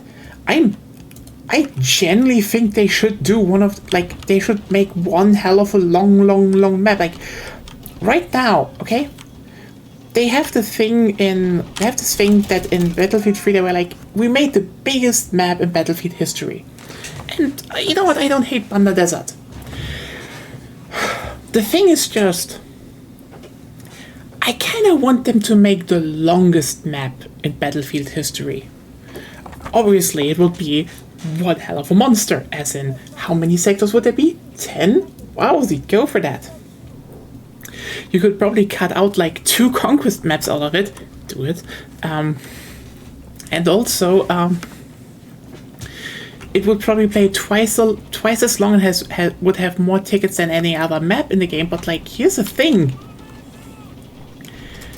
I wish they would do something like that, because the more I played Haven, the more I was like, this is a good layout, but it doesn't really feel like, it just feels like a part of a map, not the full one, you know, as if like, oh hey, yeah, you come in from the desert into the town and then somewhere else into like a chemical plant. So that's where you think there should be like more sectors to it, but I don't hate it. It's a good map though, but like, yeah, I want to see like the longest map in Battlefield history, because we had the biggest.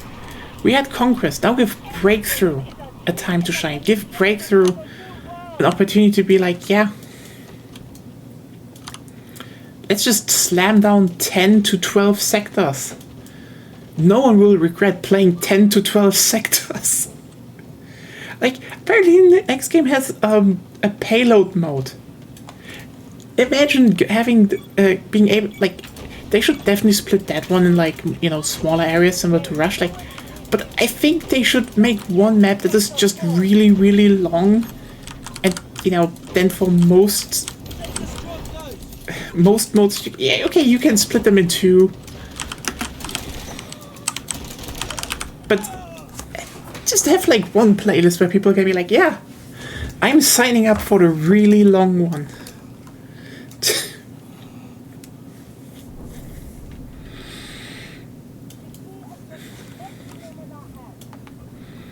I think that's an idea we should get into the heads of the devs. Would be great.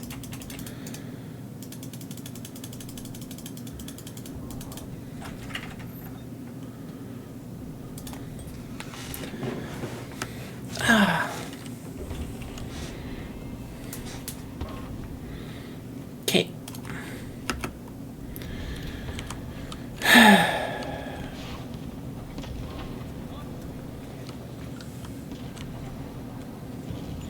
This is our last position. Secure it with all you've got.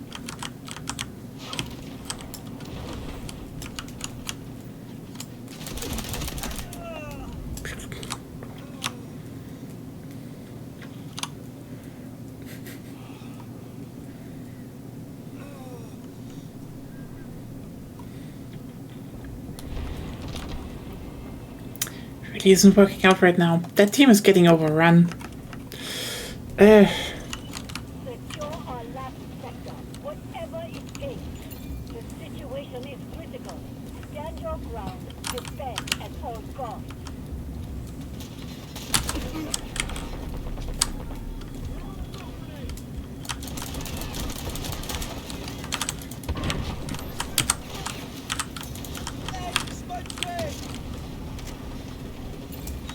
Roger that. Artillery barrage incoming.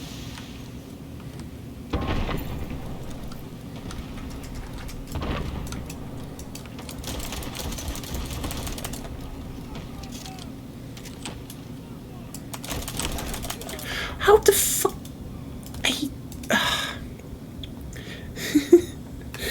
I am just not up to this right now.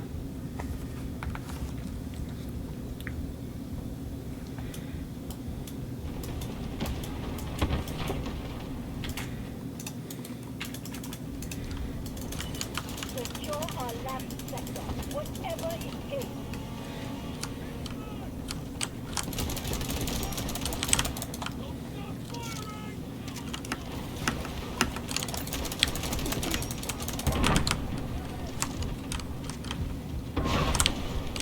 Enemy has taken objective Echo. Roger that. Artillery barrage incoming. There we we go.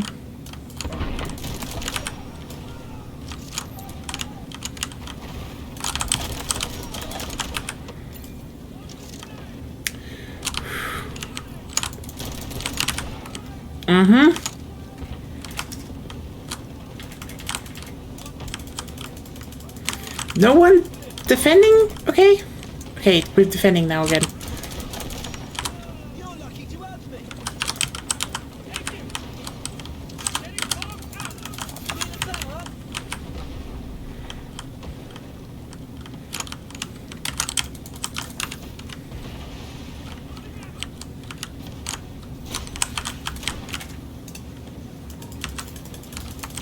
Let's drink cover.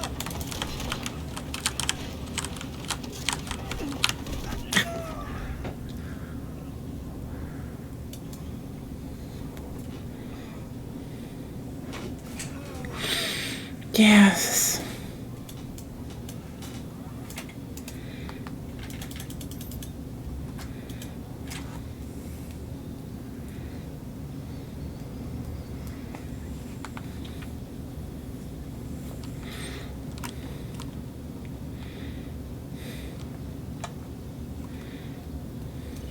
The enemy has cleared objective Echo.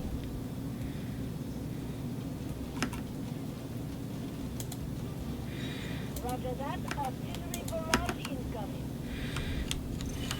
Secure our last sector, whatever it takes.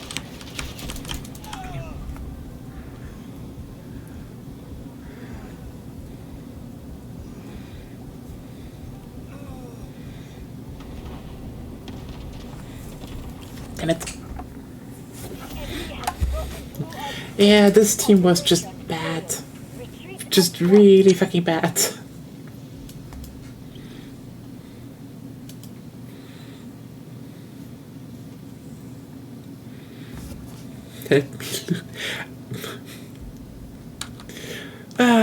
You know what? Here's the thing.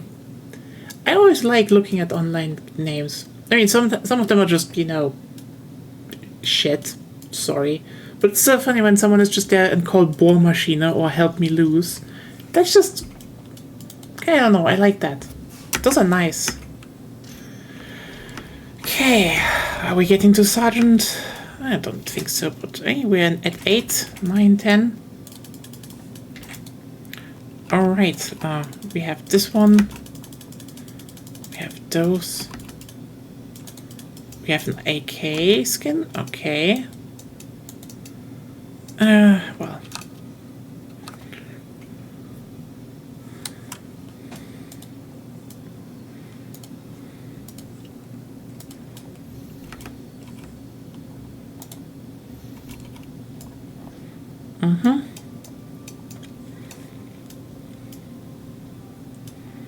Actually, 2 more times and 6 more times.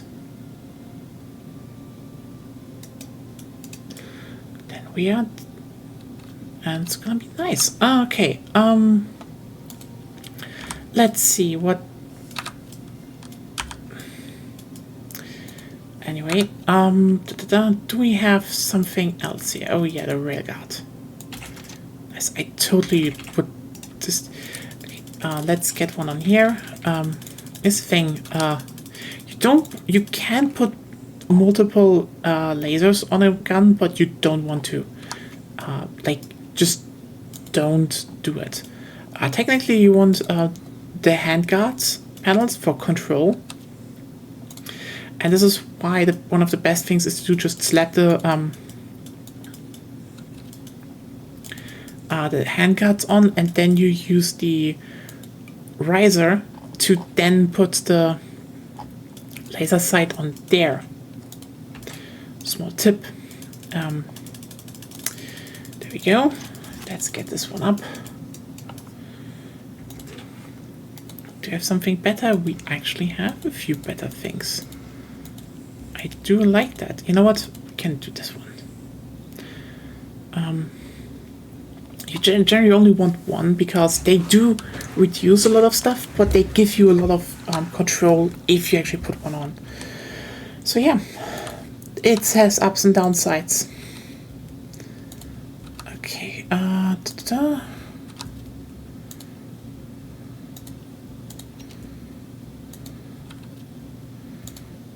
Do we have? Not yet. Yeah, let's do this. Let's put some more Sunshine?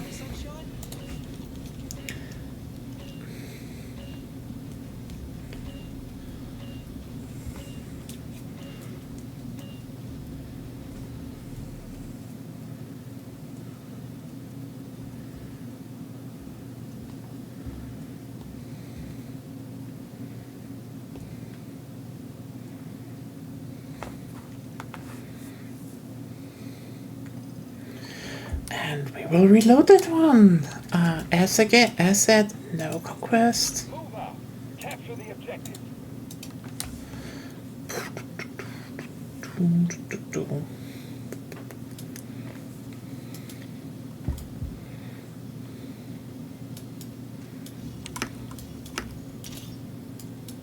Oh, now it counts as what?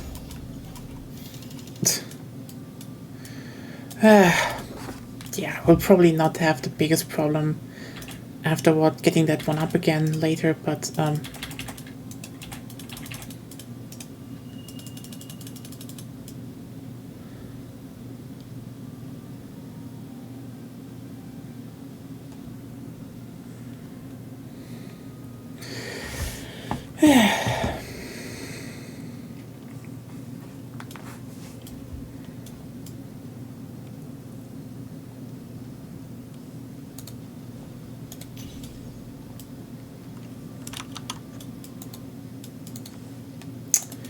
yeah.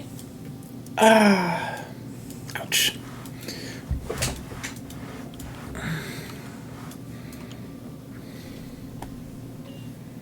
Good health to you, bruv.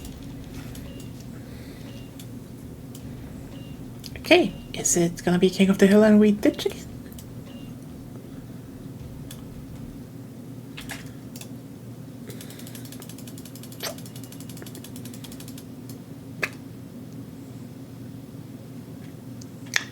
We will ditch again. I will not play fucking.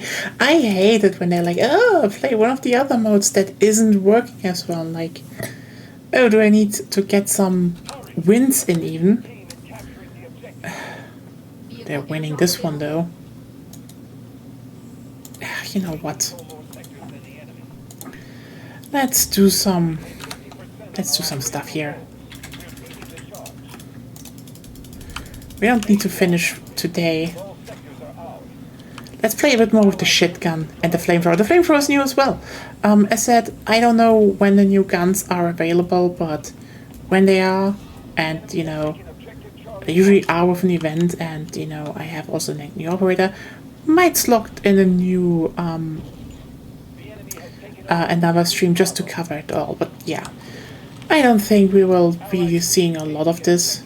You know, except when it's more often, oh yeah, not a lot to do. Argonia can do stuff, everyone else can't do stuff. Let's just have some shooty bang bang, because I could do Battlefield, but I don't think there's a lot of that coming in a while. War Machine seems to have been the last event. Everyone is still hoping for the island. We don't know if it is gonna happen. The island's gonna happen like next season here in Delta Force, I guess. So, but yeah, I really don't think they're going to have a lot of leeway against the next Battlefield game. Specifically because I think the main one will not launch with a lot of, you know, naval warfare, even though people are like, naval warfare. Naval warfare has barely worked. The best thing, like, here's the thing. Naval warfare in Battlefield sucks. I know a few people will disagree with that, but here's the thing. It sucked. Every map where they were like, oh, we're actually going in full naval, never really worked out. You look at stuff like Heligoland Bite and all that, doesn't work out. Best mixture they always should have had is amphibious with some, you know, amphibious landing, amphibious assaults. So some water elements, sure, and make those work, but I have rarely seen like an actual water map work. Except that one ship in goddamn Call of Duty Black Ops Cold War. That somehow worked. And it mainly worked because it was also a map that allowed you to do weird shit with its mechanics, okay? Like, first of all, it was a big ship. That would have been a normal map in general.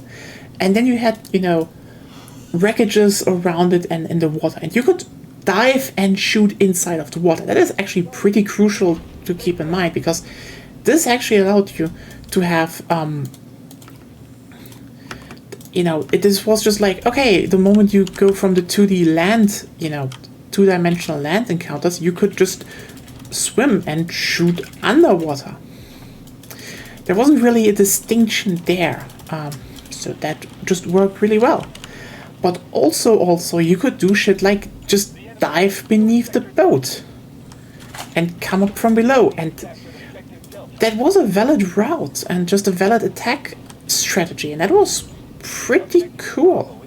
Because, yeah, the most interesting thing you can do in a map is when, you know, especially when it's, you know, a conquest / bigger game mode map, is not everything is about rotation.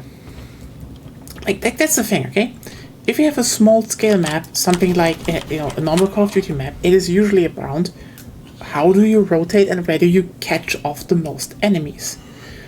The larger your game gets and the more people are inside of a match, let's say for example Battlefield, the more this actually, you know, I know sandbox is overused, but the more it should be creative. The more it should be, how can I approach this from a weird angle? Or something that makes me feel clever. So, like, actually being able to dive under the boat and having that seamlessly without a problem, that was not only cool, that was just really well done, because it suddenly opened up strategies that most people wouldn't think about, and that was cool. You can actually, you know, experiment with stuff was cool. But yeah, the key part about that game making water combat work is they just didn't have water combat, actually. I know, like, the thing with what a lot of games do is, nowadays, you can, you know, maybe use like 1 or 2 guns inside of the water, and you can't shoot underwater, obviously. You have to hold them over the water, as it is in real life. Like, not a lot of guns work underwater. The fact that Black Ops just was like, who cares? You can shoot underwater, we don't care. That opened up so many new avenues of just playing with that stuff, because it literally removed the restrictions. And other games will not do that. And I can tell you, this is why it will probably not be as good. And that's fine. The thing is just, if you want to have water as a restriction in your game, especially in terms of map design, you do want it to be a restriction. You want to then offer opportunities to, you know, move around those restrictions, because fundamentally, the game, you know, games like Battlefield or Delta Force are not games about, you know, diving into water. They are games about shooting people. And either you allow everyone to shoot everywhere all the time, all at once, or you're like, okay, why would things break up the shooting? And how can people circumvent that? In, for example, the best times in terms of amphibious, it's like, okay, the gameplay is on land. So you have to think about, why would you, how do you space the water between the land to make it an interesting, you know, problem, but not one that is annoying? And there are a lot of maps and a lot of games where it's just annoying. Like, you also have to balance the idea of, hey, how strong are boats? Because if you make the boat strong and fast, you land into the next problem. Suddenly, they are getting very, very unfun. Also, boats inherently are not as diverse as, you know, tanks, sadly. Hi, bot. I will take care of you in a second. That's a big thing, by the way. Like, people are like, oh, we want the attack boats back from Battlefield 4, but like, they sucked. People hated them because they were really strong.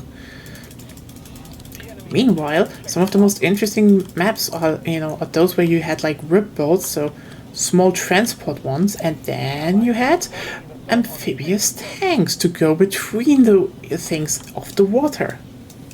Because again, water shouldn't be a like, if you do not allow people to shoot and move freely in water, it shouldn't be a central gameplay element. Like, that's the reason why Heligoland Bight is not a good map, aside from the few people who really get off of driving the big dreadnought ships on it. But here's the thing. If you want to play a game where there's a big map with like 1 or 2 islands, and you have like this big battleship you can drive around and shoot out of it and destroy everyone around you, play War Thunder. I play War Thunder. I really like shooting the big guns in game with the ships.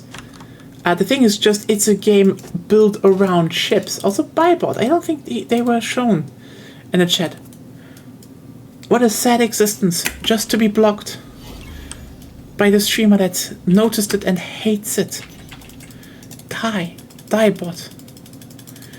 Go away, be gone from this chat. Do not bother my audience anymore. You filthy being of numbers and bits and bytes. You do not think for your... God, I don't know how to take this bit any further, sorry.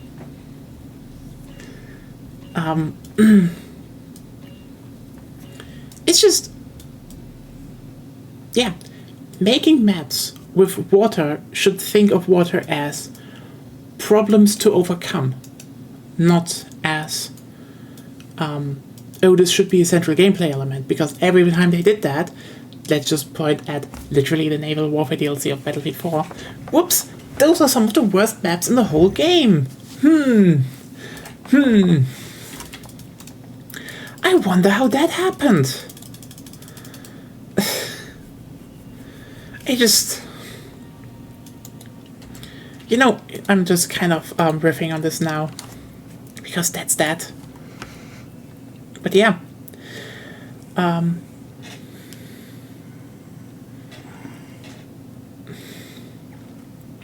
Map design is hard. And what people want a lot of times does not align with what would be best.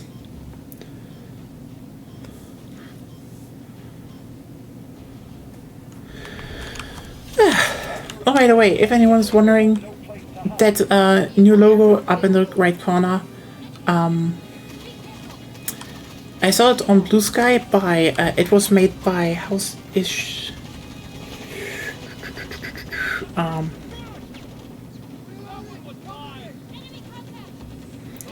was made by Cassifel, and yeah, she made that, and generally I would say they did a great job on it, because yeah, honestly, I'm not that engaged in the you know, wider VTuber spectrum, but I noticed that they just have a Nazi problem, and I think this is you know, this small edit that I made to just have it as a cutout, it's kind of a thing I do want to show more, and I hope other people will adopt it as well, because I think the more we have this plaque up in streams, the more, yeah. Here's the thing about Nazis, especially online ones. Their main strategy was and will always be to pretend that they are more than they really are. This is why they infiltrate anime communities, this is why they generally infiltrate vulnerable communities. This is just their whole fucking tactic. They want to appear legit by mass. Which makes sense for them because, you know, like, here's the thing. Fascists always operate on an idea of might makes right. And pretending that as if there are a lot of them, that is for them might. They are more. They are the silent majority. They are, you know, the unsung heroes, the true warriors.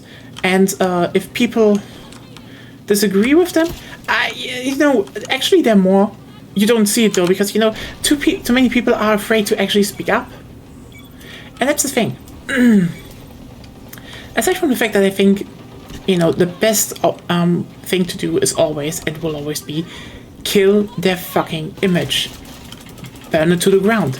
Make it absolutely unfavorable to be associated with them.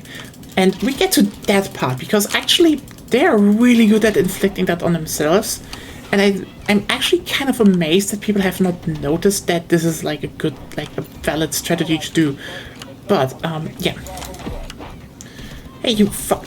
Wait. No. Here's the thing. This is why I have this plaque. And I urge people to do the same. It's not a lot of work to do in OBS. You just add, like, if you want the cutout picture, I can post that on Blue Sky. No worries. I can hand it around. The thing is, you just add a picture. You just add a picture in OBS. You just put that in as a link, and then OBS just loads it. The more people do that, the more streamers do that, the more it is visible that people are against the fascists. Because, again, the fascists always try to tell everyone there are actually a lot of them. They're just, you know, they're just silence. It will always do that. But here's the thing. The more people do not take a clear stance, the easier this is to actually convey to gullible people. So yeah. Showing force is always one of the best tactics against Nazis, and I will totally say we should start with that. This is like, here's the thing, you have no reason not to do that. It's just a simple plaque. Just do it. Just show everyone where you stand.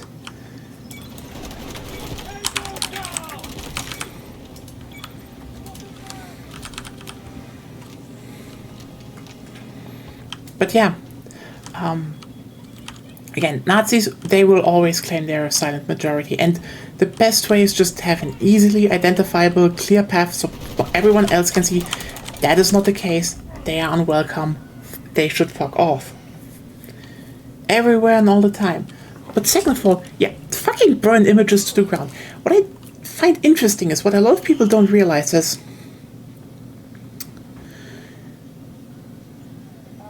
you kind of have to ruin just one really nasty, like, public one's image, and then really tack on the fact that they want to associate with other Nazis. Like, here's the thing. Remember how I said they think about might makes right? They also really think about their image.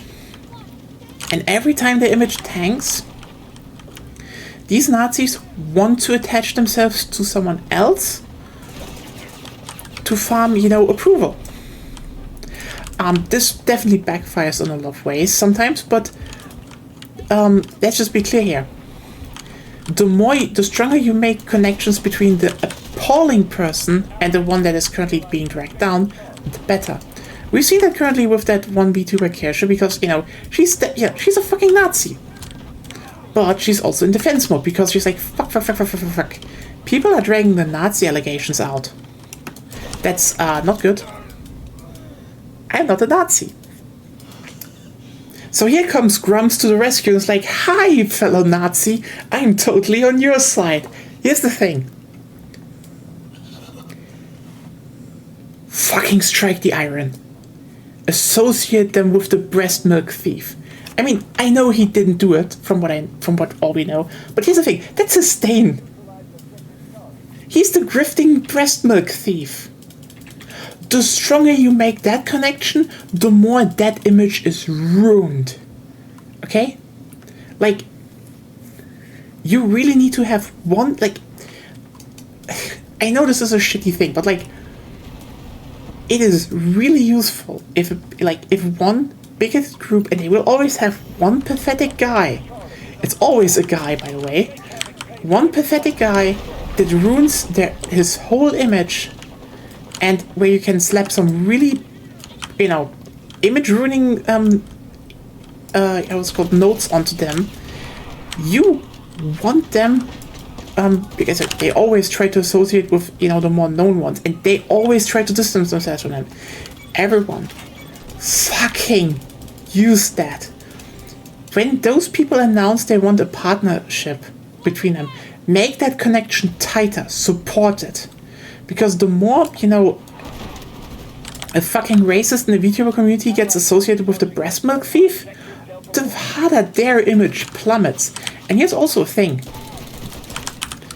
The biggest problem a lot of, outside subgroups have is the fact that when something goes to the normies, then, everyone else that isn't really that online, they can usually make a lot of sweeping assumptions. The thing is, the more someone is branded by, okay, they're associated with that really awful person, the more it goes about these specific people belonging to, an even like a worse group than a group as a whole. People think actually that's simplistic, yes. So yeah, fucking go and make that connection to Grumps even stronger. He wants it because, his fucking image is in the gutter, his fucking grift is blowing up. People brand him the breast milk thief. He wants to leech off someone's other reputation. Drag that reputation down into the mud to him. That is like everyone is currently getting handed a fucking easy pitch. Hit it. Make it a home run.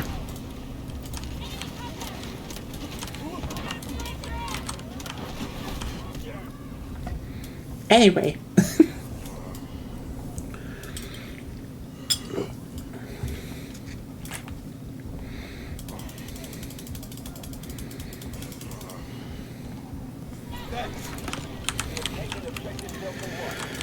Alright. Let's do some more. Ask and kill. Ask and kill. It's so funny that this is a full auto rifle and we just have 10 shots. It sucks. It sucks so much. If we get this level up farther, we can actually get 20 shots. So, ooh. We can almost spray down. And don't...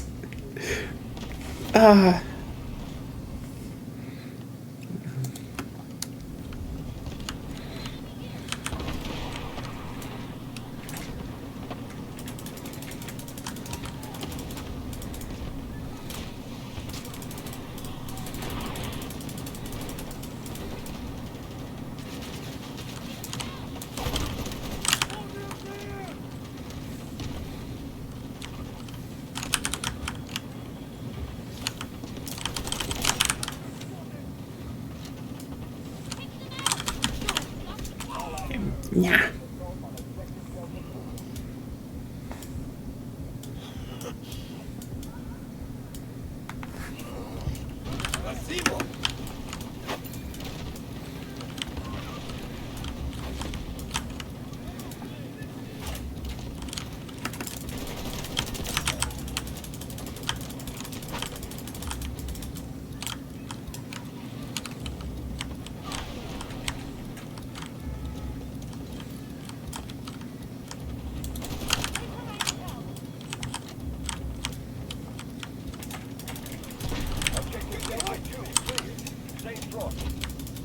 I still want to fucking,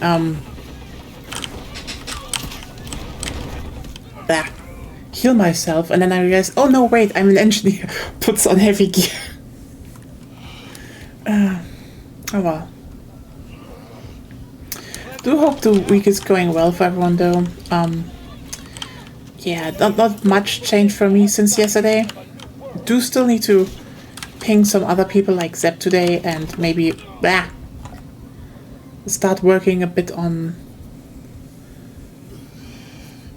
Maybe start working a little bit on TTRPG for Friday, but probably we'll do that more tomorrow because, like, actually, the biggest problem is we're currently really grinding Ragnarok Online, and we still have to do some more work there. So that's that. This is their last phase. Take the sector. It's funny how this is called coastal artillery while standing completely inland. Wonderful. Just call it artillery. Why is it called coastal artillery?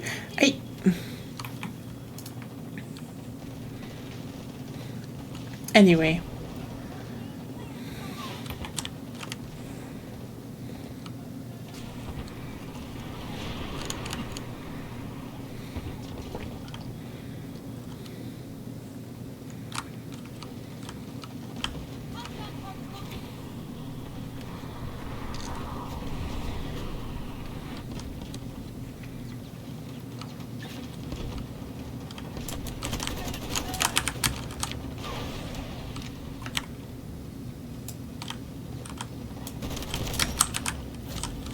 One objective left.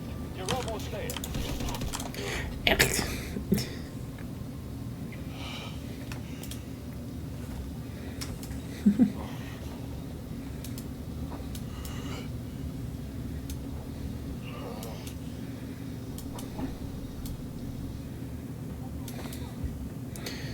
Hello. Roger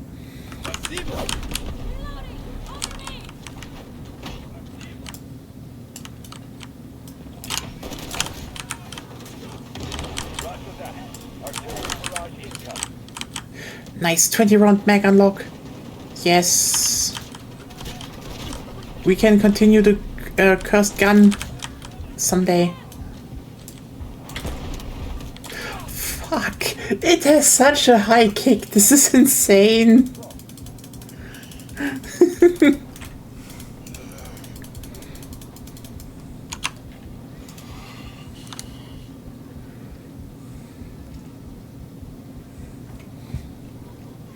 Yeah, not having played that well. Whew. Capture the last sector. Oh, god damn it, there was someone. And that's that. So yeah, I think next week we might be doing the whole, hey, finally getting to unlock the guns and showing off the guns and maybe a new operator. But this was more of an, hey, this is the, we were the best squad. I wasn't even the worst person in the squad, and I played the ass gun. Perfect. I really like this operator, by the way. Like, you know, you have the ballistic shield and stuff, but also there's a grappling hook. You can just pull enemies towards you and then just hit them with the shield. It's great. But, yeah.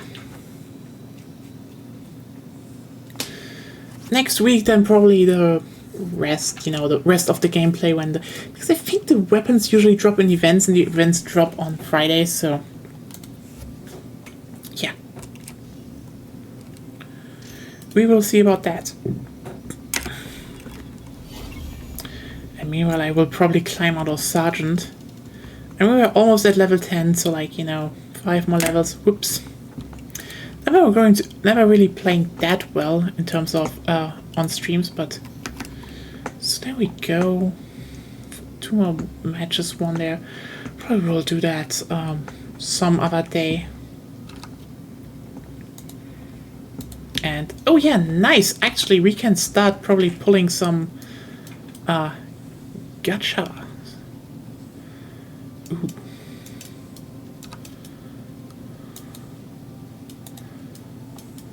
I had like, actually, yeah, I had like over 100 something gacha pulls last season left, even though I have everything, so yeah. This is probably not gonna be that different, like when we get to unlocking Nox and, you know, start playing with him. Similarly, probably...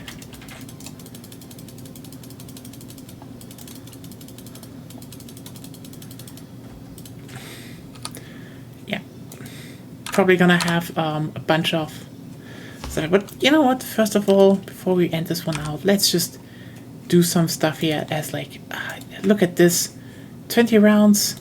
Now we just have to wait until later to actually have anything more significant. Okay,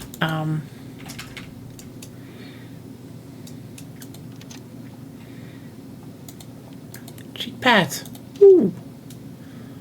Upper patch, no. Upper rail, no. But this one looks actually pretty good. I should definitely unlock this one. But in time, everyone. Foregrip. Let's actually add some more. Wait, did the foregrip got removed? But eh.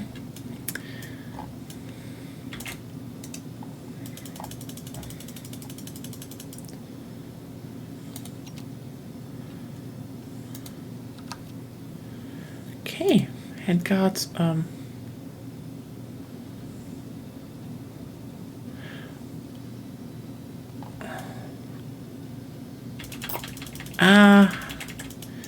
This, yeah, no stocks, but it's probably better for now to do it like that, I think.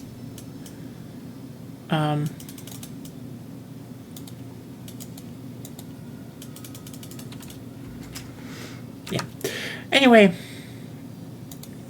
yeah, this was Delta Force. Hope you all had a good time, and yeah, see you around on Wednesday when there's gonna be a bit more Borderlands going on with Agonia. And yeah, hope you have a good week ahead of you until then. Probably won't do the night maps next week when we get into the, the operator stuff and shit, so that's that. Yeah, have a good week ahead of you. Stay safe, stay healthy, and good night. Bye.